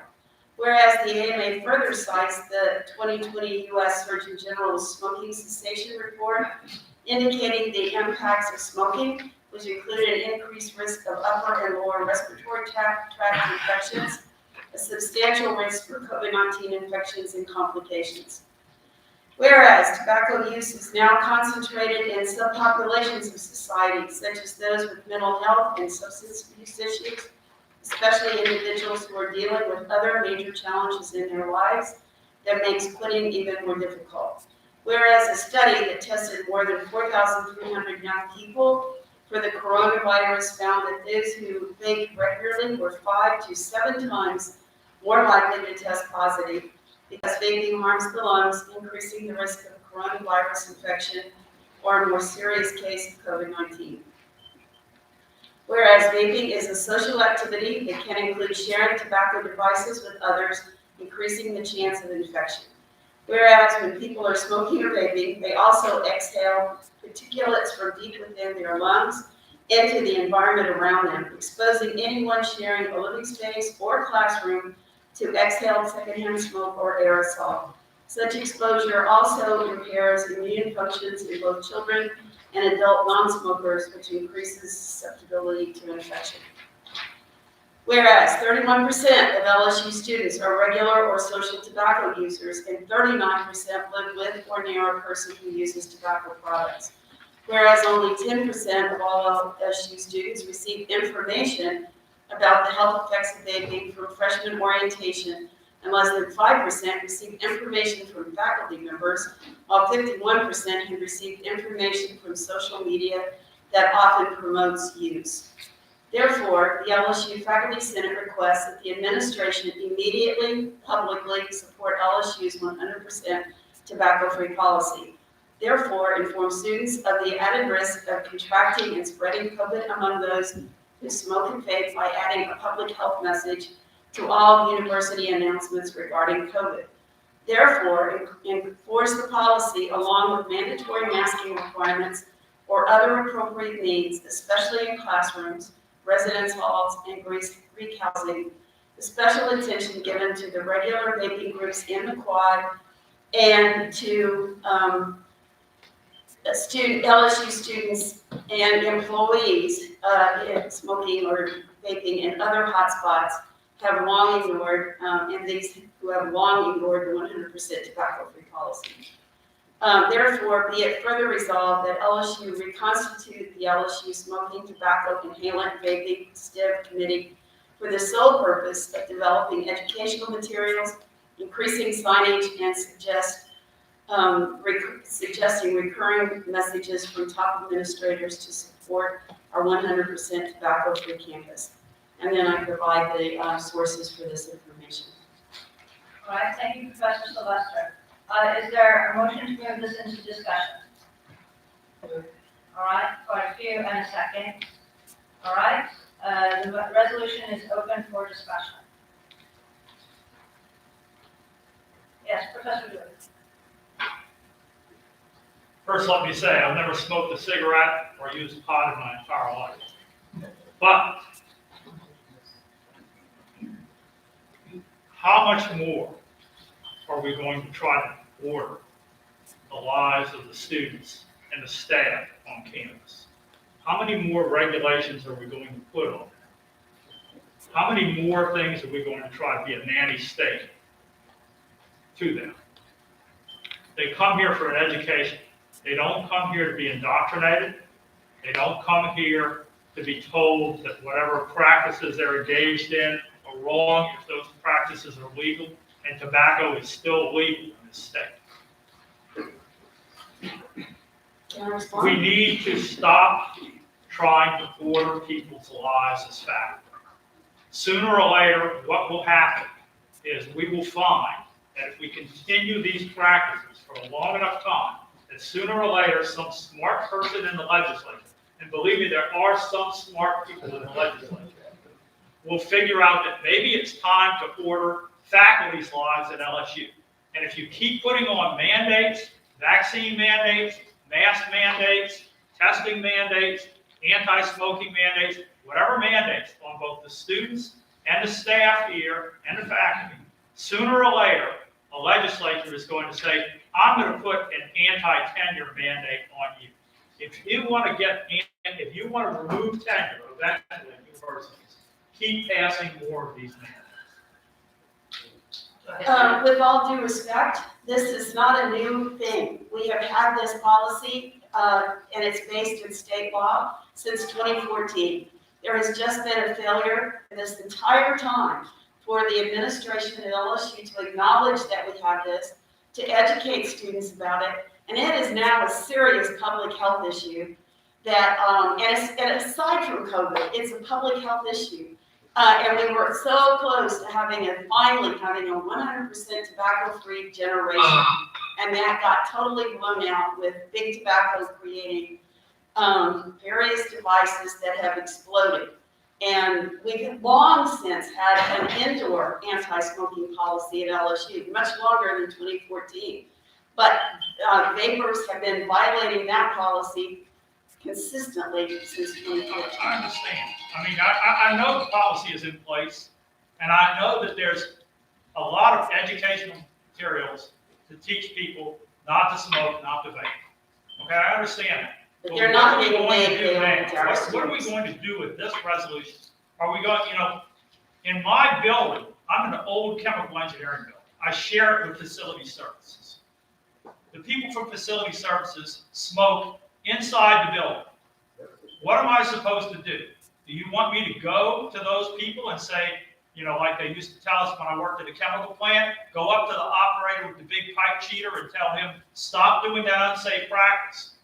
Okay, It's not, there actually are policies that cover I faculty and understand staff that, as but well. It's all part of you're this. asking for additional enforcement, not just educational materials. The educational materials are all out there.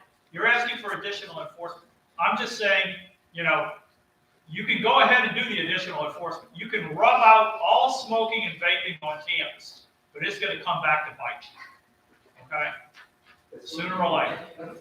That's the point, we are different from those people. Okay, Our I think, students, postdocs, the graduate students should be different from those people where you should go and tell them who they are and stop smoking, because we are different from the human beings. okay, I think, Professor Vada, and then Professor. Okay, go ahead. I have a question. What are there clinics to help students stop smoking? Are there walk-in counseling facilities? It seems to me that enforcing these things without providing the appropriate support, and I don't just need pamphlets, informational material, because I just throw that in there, write my recycling bin if I don't want to read it. But if someone really wants to stop smoking, what's available to them on campus? Do we have that support? Not just the policing, but the Yes, The person's. Actually, we do. It's just that it's not ever promoted or talked about or included in anything, any information that's being sent out. And actually, they did, when COVID first started, they actually did start by saying that smoking and vaping was not a good idea with COVID. And then since then, they just simply stopped doing that. But anyway, yes, the Student Health Center has a tobacco cessation program and specialist. But again, they're not often sent to them or referred to them unless the administration chooses to enforce the policy, which actually does say they should be provided with smoking cessation aids if they can't do it on their own. We also have, there's a smoking research lab on campus in the psychology department. Hardly anybody knows about that either, but it's there, has been for a long time, and they do research on the various things that we've seen here. And then in addition to that, Ochsner is creating a wellness program for, I've been in contact, talked to them about this as well, and one of the people involved with that is Ochsner smoking specialist. So we're really moving toward trying to do as much to support the smoking, tobacco use on campus. Keep in mind, we can't do much for them off campus, but on campus, we do have a policy in place. There's just never been any interest from the administration in publicly saying we have this and we need to deal with it. And this is what we're saying, and this is why we have not developed any educational material. The committee that was formed to do this in 2019, I believe, met for a few sessions, and then when COVID hit, they have not met since then. They did not develop any of the educational materials that we had asked for them to do. So this is actually a follow-up to a resolution that the Senate passed in 2018, I believe it was. For the STIF committee, yeah. Yeah, and it formed that committee, and then it just went away. So we're asking to reconstitute that. And we are obviously going to want to, find out what the students need if they're going to be quitting. But I will tell you, vaping is a lot different from smoking. It's much harder to quit vaping because there's such high nicotine contents in those things. We had a disease called EVALI that came out, and stands for something, a few years ago that the CDC recognized, and then when COVID hit in February 2020, they stopped collecting any information on that, and the symptoms are nearly identical to COVID, with the lung issues and that sort of thing. Okay, I think there was another few comments. Yes, Professor Newman? Bob Newman from Economics. I find this resolution rather draconian in nature. The only legitimate argument for imposing a restriction on somebody else's behavior is if it creates a cost to you. Otherwise, it's their decision. Students range from 18 to upper 20s. They're capable of making their own assessment as to the risks they bear, and we are not in a position to make that decision for them. You're imposing your value system on students who should have the freedom and the right to make their own decisions. Well, I will say again, we've already had this policy. It's just the lack of support and enforcement for it, and the educational material that needs to be provided to students. And I'm sorry, I forgot what your other point was. Yeah, Professor I'm very sympathetic to the idea of making a smoke-free campus and community speak with health. The word that scares me is enforcement. I was chair of the Department of Sociology. When I was chair, somebody called me. I talked to them on campus and said, email me. Do you know there's a student smoking on the front steps of your building? You need to do something about that. I'm a criminologist, I'm not a cop. And, our society is becoming far too punitive. And this is a profoundly addictive behavior. And so that's what I'm sympathetic to what you're doing. Don't get me wrong. It's the enforcement part that scares me. Our prisons are full of people who are in there. I'm not saying imprison anybody, but enforcement, what does it mean? Fines? Does it mean disciplinary action would be expulsion. You should read the policy that we have. It outlines all of that sort of thing. So just read our policy. See, that's the problem. Most of you don't even know we have a policy or what it says. Yes, we can forward that to the senators. Yeah. Yeah, we'll have you do that. What enforcement means.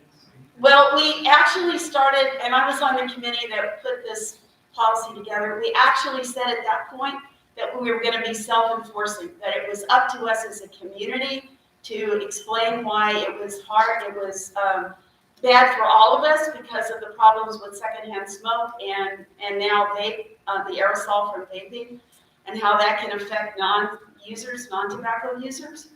And we, it didn't work. I mean, it just simply did not work. And I understand, I know we can't go out. I mean, we have tried to get the police to, you know, as they're going through campus. But here's the thing now, if we're gonna say you're gonna have to wear your mask on campus, you can't have a mask on and vape at the same time. So what are students gonna do? They're gonna remove their mask if they don't understand that it's going to be a problem for them to do that. I completely sympathetic to the premise. I'm just wondering what enforcement means specifically. I don't know. Well, there's different enforcements for students, which is supposed to go through violations to the student. Yeah, and then faculty and staff are actually under HRM. Okay, so I'm just a point of observation here. I wonder, Professor Sylvester, if you might go back and hearing this feedback and refocus this on reactivating the CIV committee, and the training and the available materials and the signage and so on, and take out the. Yeah, I still want the administration to finally admit that we have a policy. Well, so that is my main thing. And I wonder if taking out the enforcement and any kind of imposition and maybe, give it maybe a more positive or educational and progressive and, to kind of activate the administration to make these things available and make sure that they're being sufficiently advertised. Because most of what I'm hearing is that this comes as sort of an enforcement sort of thing, and maybe that's not exactly what you were aiming for. Yeah, okay.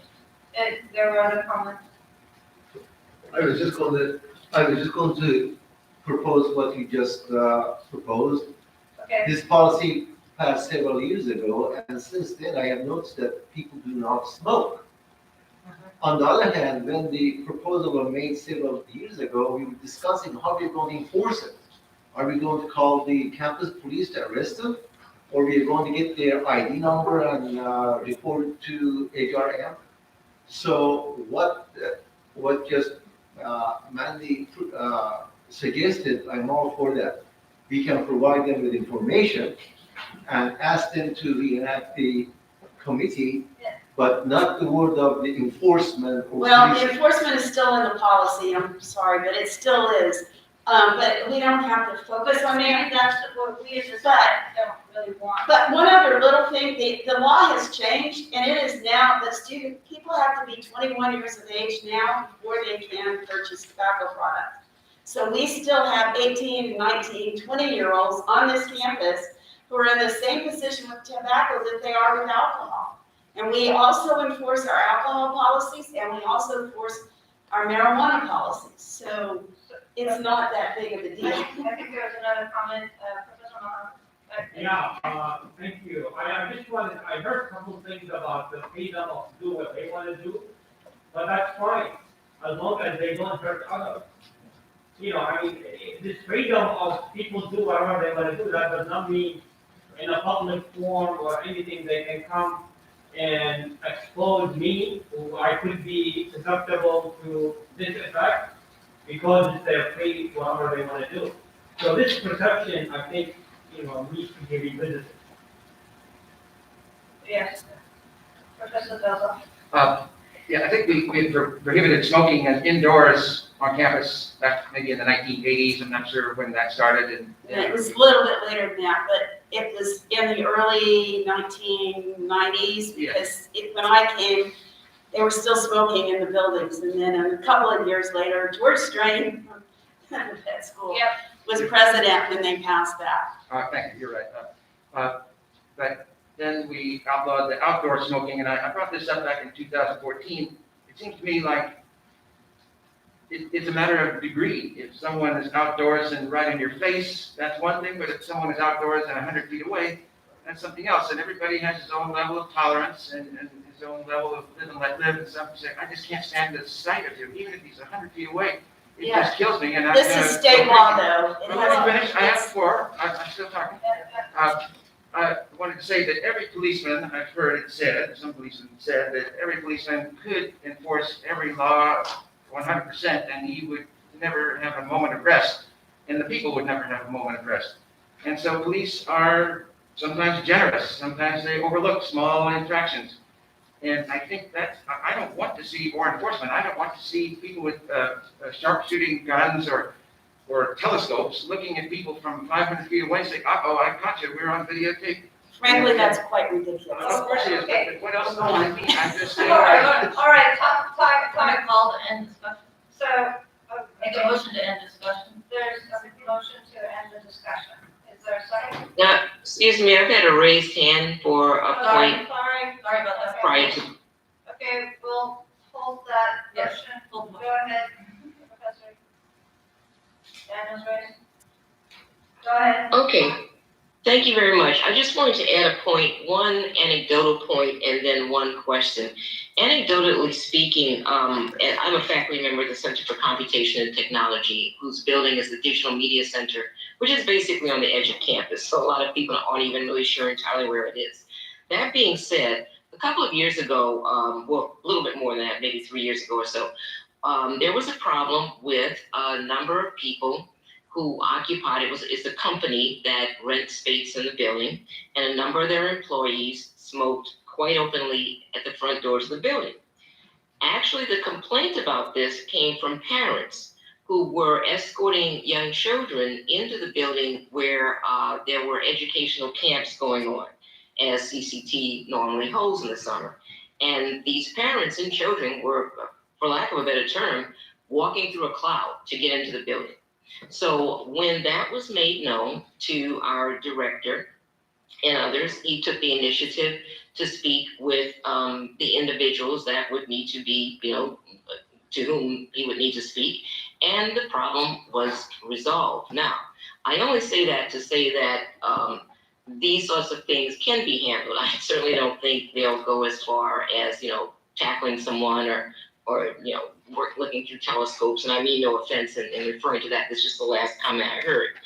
That being said, my question is simply this, because I'm glad to hear that there is even a look at this. Just on a personal note, I'm asthmatic, and I have, if necessary, particularly with regards to my laboratory, regardless of my personal health, had to ask someone or someone's to address the issue of whether it's smoking or other fumes in the building, because these particulars affect the samples that we deal with, and therefore would, for lack of a better term, disenfranchise the students, both undergraduates and graduates doing research in the laboratory, when their samples become contaminated, whether it's by tobacco, smoke, or something else. So that's the anecdotal note. Now, the question I have is just to make sure I'm clear. The resolution to me seems to have two parts. One is to provide educational materials and to be more proactive in that regard. And so my first question, or part A of the question, is that, am I correct? And the second part of my question is, in terms of enforcement, I believe that, to my understanding, the resolution is simply asking that, correct me if I'm wrong, but that maybe the faculty senate bring it to the attention of the administration that some activity needs to be built around enforcement, or, as I think some have maybe pointed out or assumed, is the resolution to ask faculty to do some sort of enforcement.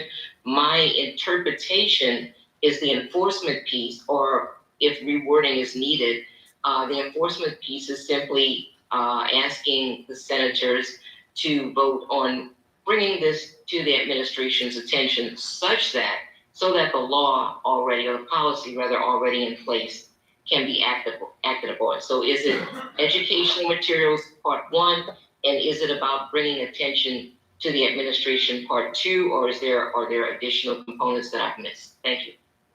That really was my intention. I think the educational material is important, but it involves constant reminders. We can't just have, obviously, a 5-minute segment in a student orientation to say, oh, by the way, we have a policy, and look it up and don't pay.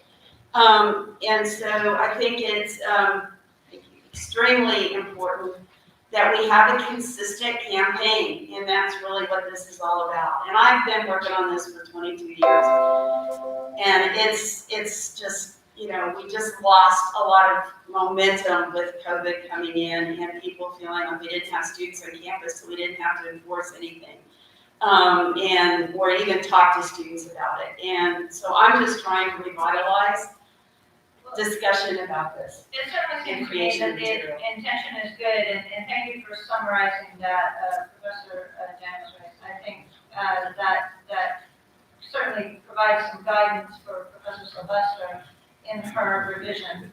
Now, there is a motion to end discussion, but if discussion is pretty much finished, then we can just move on.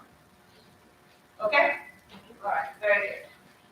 All right, thank you, Professor Sylvester, and thank you for all the discussion. This is the first reading, so certainly the FCC is happy to work with you, Professor Sylvester, as well, to help kind of reconfigure the resolution as advised. Okay, thanks. Okay, next up, Resolution 22-02, a resolution for fair and equitable cost of living salary adjustments for LSU faculty based on annual inflation rates. This is sponsored by the Faculty Senate Benefits Committee. Is there anyone here to read the resolution? From the Benefits Committee. Professor Lane, are you online? He's not. Okay. Well, why don't we postpone that resolution until the sponsors are here? Is there a motion to postpone the first reading of this, or I can read it as well, if you would like for me, the first reading to happen now. Okay, in a second. No, I move that you read it. First, okay, with Zelman, move to postpone. Second. Is there a second? Okay, there's a second. Postpone to February. So, to postpone the, right, very good. Okay, there's a motion to postpone the resolution to February. In a second. All those in favor of postponing the first reading of the resolution 22-02 to our February meeting, please say aye and raise your hand. Aye. Okay, opposed, please say nay and raise your hand. Nay. Okay, from the left, your name? Verna Glavis, CNPA. Okay. Yes? Sarah Rossner, HSS. Okay. Skip Aldridge, no.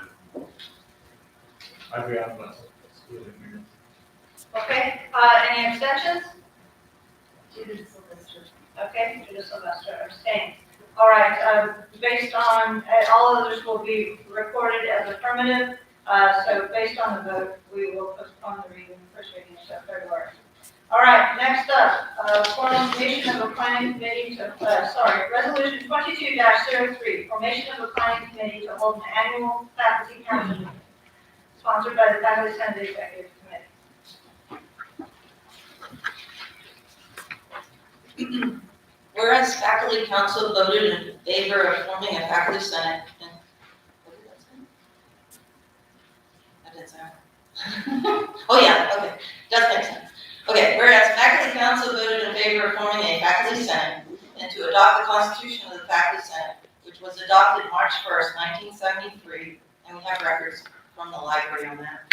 Whereas in May 14, 1973, the Board of Supervisors approved the formation of a faculty senate, and we have records of that also from the library. Whereas the Faculty Senate Constitution, Article 1, Nature and Function, Section 2 states, the Faculty Senate shall possess all of the powers conferred upon the Faculty Council by regulations of the Board of Supervisors or otherwise, and shall exercise such powers in a manner consistent with the stated expressions of policy of the Faculty Council. Such powers shall be exercised by the Senate at any and all times when the council is not in session. The Senate shall represent the council in all matters and shall be deemed to voice the policies, opinions, and sentiments of the council on any matter within its jurisdiction. Whereas the Faculty Senate Constitution, Article 1, Nature and Function, Section 6 states that the Senate shall present a report of its activities and actions to the council at each regular meeting of the council and at such other time or times as requested by the council. Whereas the Faculty Senate Constitution, Article 1, Nature and Function, Section 7 states that at any meeting of the Faculty Council, the council may, by a vote of a majority of those present and voting, review, modify, overrule, or otherwise deal with any action taken by the Faculty Senate when the item is on the agenda distributed prior to the meeting. When the written request of 50 members or 10% of the Faculty Council, whichever is the smaller number, final action of the Senate shall be submitted to the council for review. Upon written request of a majority of the Senate, any pending matter may be referred to the Faculty Council for final action. Whereas, Faculty Senate Constitution Article 7 amendments states that amendments to this Constitution may be proposed by the Faculty Senate or by any member of the Faculty Council and introduced at a Faculty Senate meeting at least 1 month before the vote. Whereas the Board of Supervisors Regulation Article 1, Section 2 states, each faculty or faculty council shall meet at least once each academic year. It can be convened on the written request of 50 members or 20% of the membership, whichever is the smaller number. A council quorum may not be less than 25% of the membership. Whereas, whereas the last known vote on changes in the Faculty Senate Constitution by the faculty as a whole was in February 2004, with the resulting vote being 619 yes, 23 no, as reported by an email by Baruch Media on March 1st, 2004. Whereas Faculty Senate voted on October 29, 2000 to adopt changes to the Faculty Senate Constitution, which have yet to be approved by the faculty as a whole. Therefore, be it resolved that an email ballot be sent as soon as feasible to all faculty members requesting their vote on the October 29, 2000 changes to the Faculty Senate Constitution. Therefore, be it further resolved that the Faculty Senate form the Faculty Council Planning Committee, whose mission and duties would be the following as discussed and proposed by all Faculty Senate Executive Committee members. The mission of the Faculty Senate Faculty Council Planning Committee is to ensure that there is an annual Faculty Council meeting. The committee will be responsible for preparing an agenda in cooperation with the Faculty Senate Executive Committee and input from any Faculty Council member who chooses to contribute.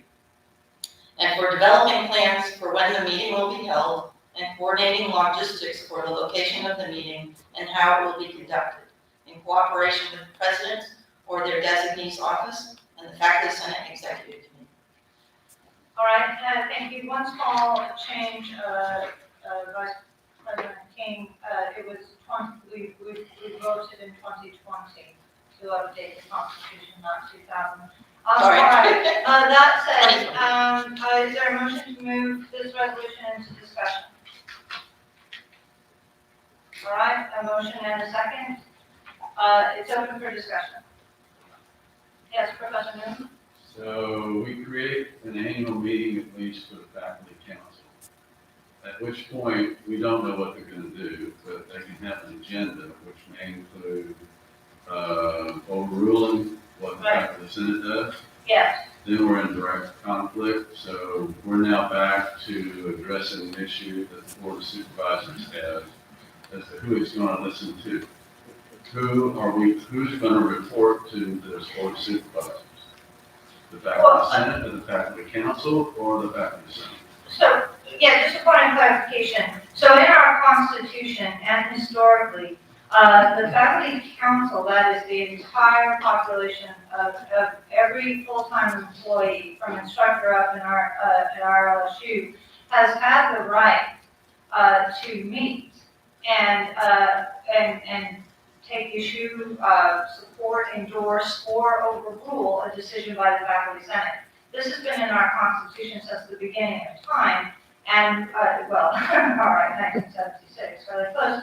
And the goal was that the faculty senate would not go, I think, quite frankly, speaking colloquially, was for this, to make sure the faculty senate did not go against the wishes of the faculty. Okay, So, go ahead. the fact is, it doesn't meet, leaving the authority to represent the faculty to the board of supervisors with the faculty senate. That's correct, yes. We're gonna potentially create a problem we don't wanna live with. If there was some compelling reason for the faculty at large to have an issue with the faculty senate, they still have the right to call a meeting. But short of that, the faculty senate now represents the faculty to the board of supervisors. Correct, yeah. I think that's the way it should remain. I think the goal, our goal, well, yes, agreed. Our goal was to make sure we are compliant with our own constitution. Now, your recommendation is that we change the constitution to not have a meeting of the faculty council. It's just that we're not following our own rules, right? We're not having a meeting of the general faculty each year. And that's where we're crossways. So we either have to revise the constitution or have a meeting. And the meeting is presided over by the president of the faculty council, who is the president of the university, one William F. Tate IV. So we don't preside over it. Okay, I think Professor Sylvester was. Yeah, I just want a point of clarification, because I think there's a lot of, I just want to know if what I've heard is true, that the faculty council is not just the LSU A&M faculty, but it's the whole system faculty. Is that not technically the true? So this is part of the reason that the board of supervisors has been confused as well. So, but with respect to our faculty senate, the faculty council refers to our LSU faculty. That is the faculty on our campus. We don't have any jurisdiction over the faculty of any other campus. The Senate does not. Correct. But the faculty council, when it meets, is it not supposed to include all of the different? No, no. I mean, I'm not saying it has in practice, but was that the intent? No, it's referring to the faculty on our campus. Each campus has its own faculty council. And this is where a lot of the confusion comes in, is that the board of supervisors language is not kept up with, nor has our constitution kept up with the current university system. Right, so this is part of the confusion. Okay, in the back corner, and then Professor Delzell, and then Professor Gall. Don't worry, real quick. The current mechanism for a faculty council meeting is the president under the authority vested in the president. So President Tate can call a meeting, or a group of faculty can petition the president to call a meeting. Correct. So there is a mechanism right now for the faculty council if they wish to call a meeting. Yes, sir. So therefore, I'm kind of Bob, why do we want to say you have to call a meeting when they have the right on their own behalf, or the president, by virtue of the office of the president, can call a meeting? I think the point is to resolve incongruities between our constitution and what we're doing. Our constitution calls for an annual meeting. What does the LSU bylaw say? The bylaws. Does it have to be an annual meeting, or is it? Our bylaws, our constitution, our constitution says there must be. No, Mandy, the board of supervisors, they also. Oh, the board, yeah, okay, President McMillan, or, but, former past President McMillan says, the board of, Yeah, okay, that was, also says that. The board of supervisors also has the requirement that there's an annual faculty council meeting. Okay, so there's a requirement that has to be a meeting. Yeah, Oh, that's different. okay. Okay, Delzell and then Bob. There's another passage of the Board of Supervisors bylaws or regs that I don't see here, but as I recall, it said that it defined the faculties of LSU, and there's not only the campus faculty, but that each college is a faculty and each department is a faculty. And so when they say that each faculty shall meet at least once each year, that refers also to each college of campus and each department. And Now. This is the Board of Supervisors bylaws that you're Yes, referring to. yes, that's right. And it doesn't say when the college faculty meets, for example, that it can overturn the actions of some committee of the college or something like that, but I suppose they could. And usually these annual meetings, for example, at the College of Science, which is my college, I don't always go, they're not that interesting, but they're there, and that's required, I guess. If somebody did have something to debate at that meeting, that's a good time to do it. So, I just wanted to clarify that it doesn't have to be a contentious thing.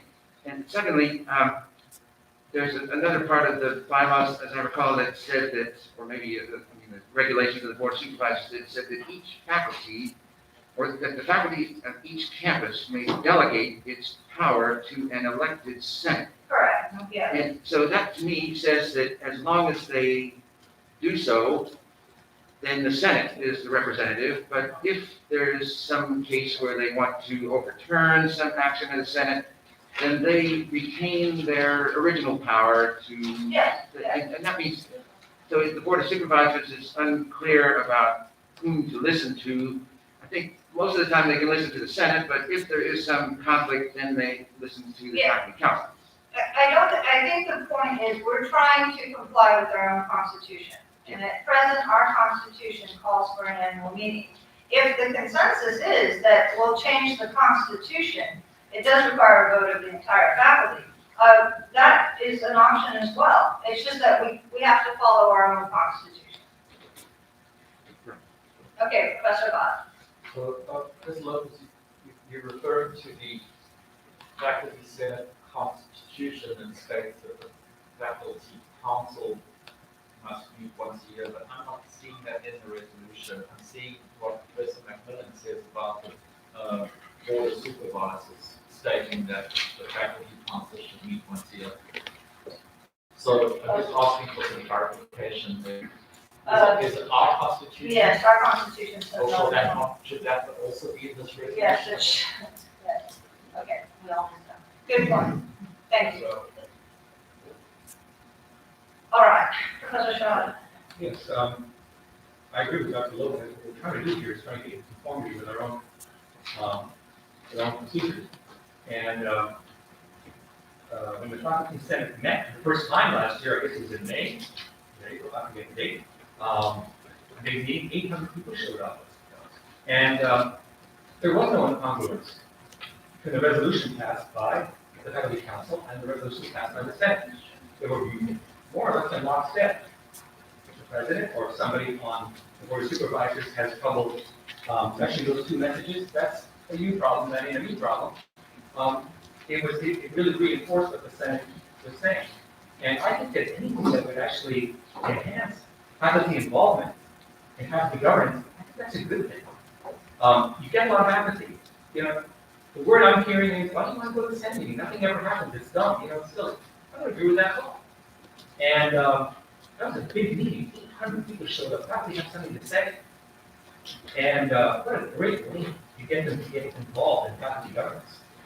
Let's get people involved. Let's get some interest in this process because we have a lot at stake in these coming years on the attacks on tenure and the attacks on the institution, the whittling away of power of faculty.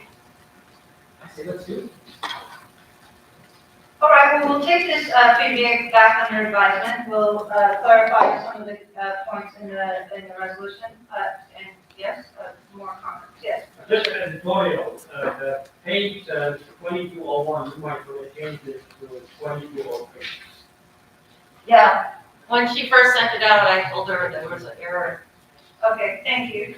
Yeah, and Professor Lopez? I'm looking at the faculty senate constitution and I'm not quite seeing yet where annual meetings are mandated for the faculty council. It might be there, but I'm just not completely sure. Well, we have to refer to the last constitution that was ratified in 2004.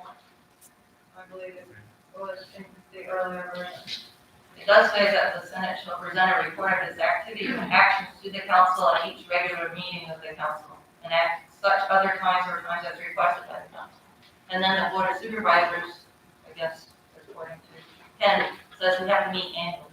That's right. So it's not the constitution, it's the board Yeah, members. okay, well, there's obviously some incongruities between the board of supervisors, our constitution, and our actual practices. And so what we're trying to do is get things on things right. So, can I follow up on that question? Yes, Professor Newman? We're talking about whose constitution, right? The Our faculty senate's constitution? faculty senate constitution. And the faculty senate, correct me if I'm wrong, is subordinate to the faculty council? Is that true? The faculty senate represents the faculty. Well, then As a whole. it's subordinate to the They were faculty supposed, council. yeah, I guess. but- So why do we have the power to force the faculty council to meet annually when we're subordinate to the faculty council? We are not forcing the faculty council to meet annually, the board of supervisors. Well, I'm sorry, the But board of they're not. supervisors, do they Yeah. run the faculty senate? Yeah. Okay, well, they don't Yeah, run the okay, faculty council either. I don't disagree with your logic. I think clearly there's a lot illogical going on here, right? So, Well, leave it alone. okay, fair enough. Well, I mean, it's worked since I've been here. Okay. Well, sorry, but the point is who takes the leadership role in getting the faculty council together? Okay. Who takes the leadership role to get the Yeah. faculty council together to have the annual meeting as stipulated by the board of supervisors if we don't do that? Well, the president of the university is responsible for doing that, and if he doesn't, I guess we can try to nudge him along, that's the main idea, but it's really his job to do that. The issue is that the constitution changes by the faculty senate, has to be approved by the whole faculty. And we may change it to the constitution again in 2020, and so that has to be voted on by the whole faculty council. Right, but that doesn't require a meeting. No, we can email it. According to Oh, okay, yes. I'd like to call the question or whatever it is. Right, okay, well, I think that. End debate. End debate. Well, I think, is there any further debate? All right, let's move on to the last resolution. Time is short, we have 14 minutes, and let's make it 10, sorry, not to rush anyone. But we have to do a bit of cleanup and furniture moving, as you know. All right, so, all right, next up, amendment, resolution 22-04, amendment to Article 3 of the Louisiana State University Faculty Senate bylaws.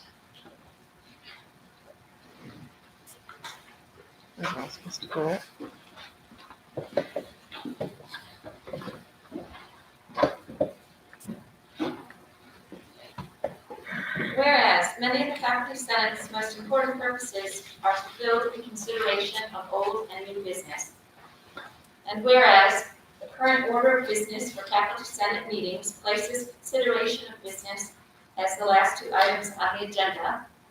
And whereas a pattern has developed of faculty senate meetings concluding without due consideration, and in many cases with no consideration at all of business. Therefore, be it resolved that Article 3 of the LSU Faculty Senate bylaws, which currently reads, 1, registration and recognition of attendance for each member or alternate and guest for recording the meeting minutes. 2, recognition of individuals having public comments on agenda items. 3, approval or revision of minutes. 4, president's report. 5, committee reports and invited speakers. 6, agenda business items. 7, introduction of business. Be amended to read 1, 2, 3, 4, and then 5, agenda business items, introduction of new business, and then number 7, committee reports and invited speakers. Is that clear, or should I go through? Why don't you, can you page up? Sure, sorry, is it a touch screen?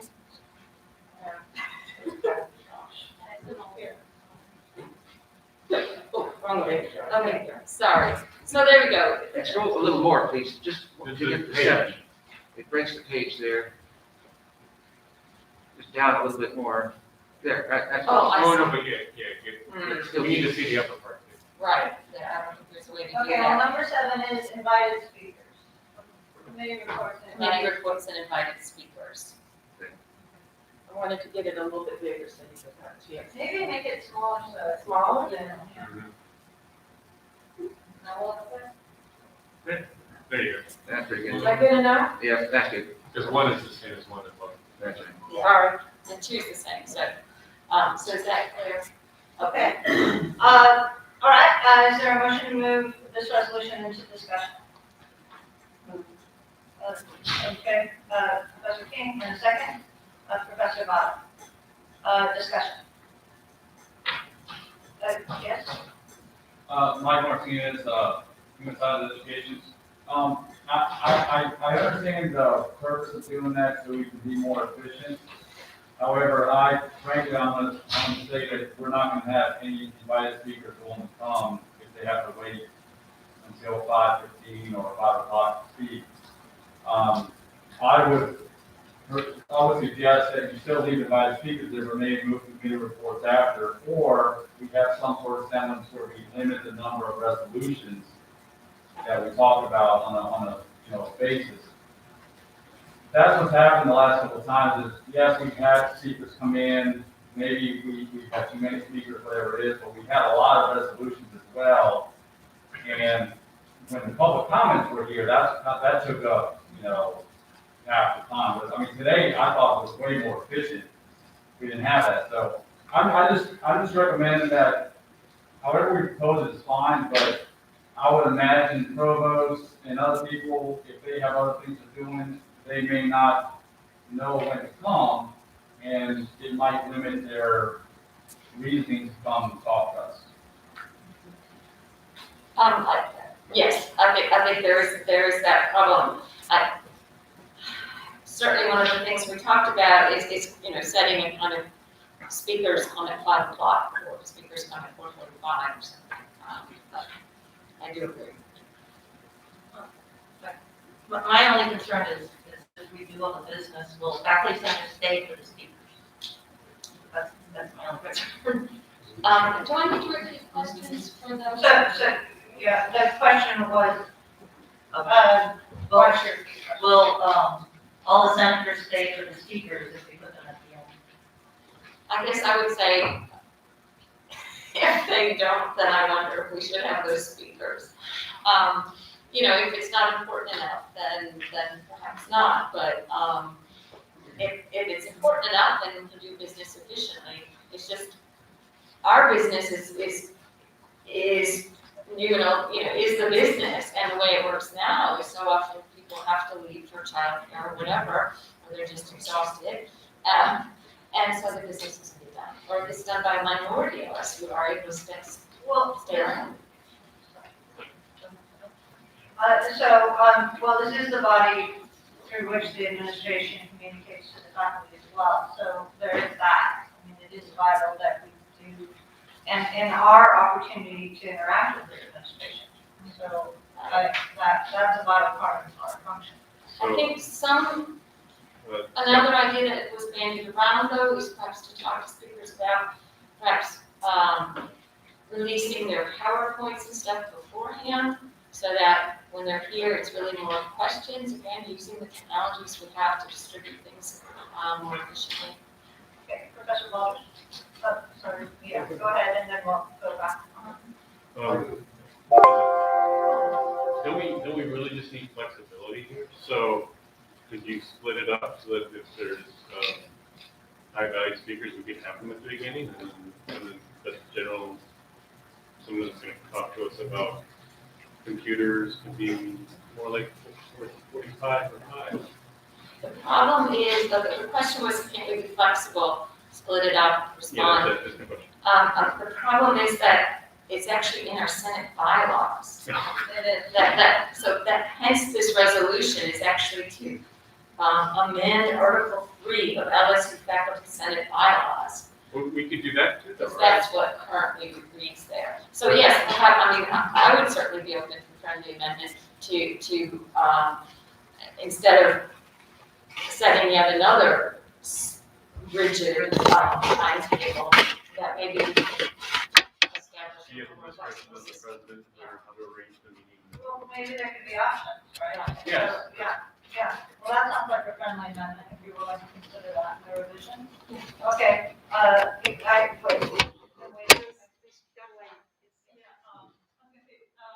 Maybe if it was from the administration that we need to hear from, doesn't need to be beginning, but people who are coming for example, that lady who spoke to us from Star. She spoke, I think, 45 minutes, and maybe we could put like a time limit on outside people.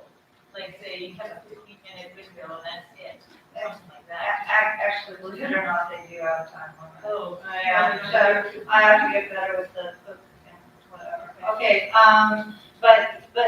yeah, sorry, didn't mean to, but just for your information, they do have a time limit, and we do try to restrict them to no more than 10 minutes. Now, can I ask, just a procedural question? So we've made this discussion, but there wasn't a formal amendment. My understanding is once we have a first reading, it belongs to the Senate, so we can't just rewrite it ourselves. Correct. Well, it make suggested changes by the Senate. I see, and then we present it to you. Yeah. Maybe you're just. Okay, were there additional, yes. I remember some debate about this some years ago. I don't remember how many years ago, and I guess I don't see any resolution concerning it. But anyway, at the time, I did bring up the question about the vague terminology of item, I guess 6 or 5, agenda business items. To me, that's a broad thing that might include every single thing we do during the entire meeting, from the calling of the roll or the minutes, and everything we do is agenda business. So maybe there's another word such as resolutions. Maybe that's what is really intended here is resolutions. And I could be wrong. There may be other business, not resolution. Right. Exactly. So it really is kind of funny to say, well, everything we were doing in the first 4 items was not business, but it was business. So, right, but I mean, the actual governing the deliberation. Right. Well, I call it resolutions, but maybe there's a better word. I'm not sure. Okay, you give that some thought. I do think it could be phrased better, yeah. Okay. Additional? All right, thank you so much, everyone. Happy New Year. Is there a motion to adjourn? Thank All you. those abstentions, raise your hand and say yay. Or, sorry, opposed. Raise your hand and say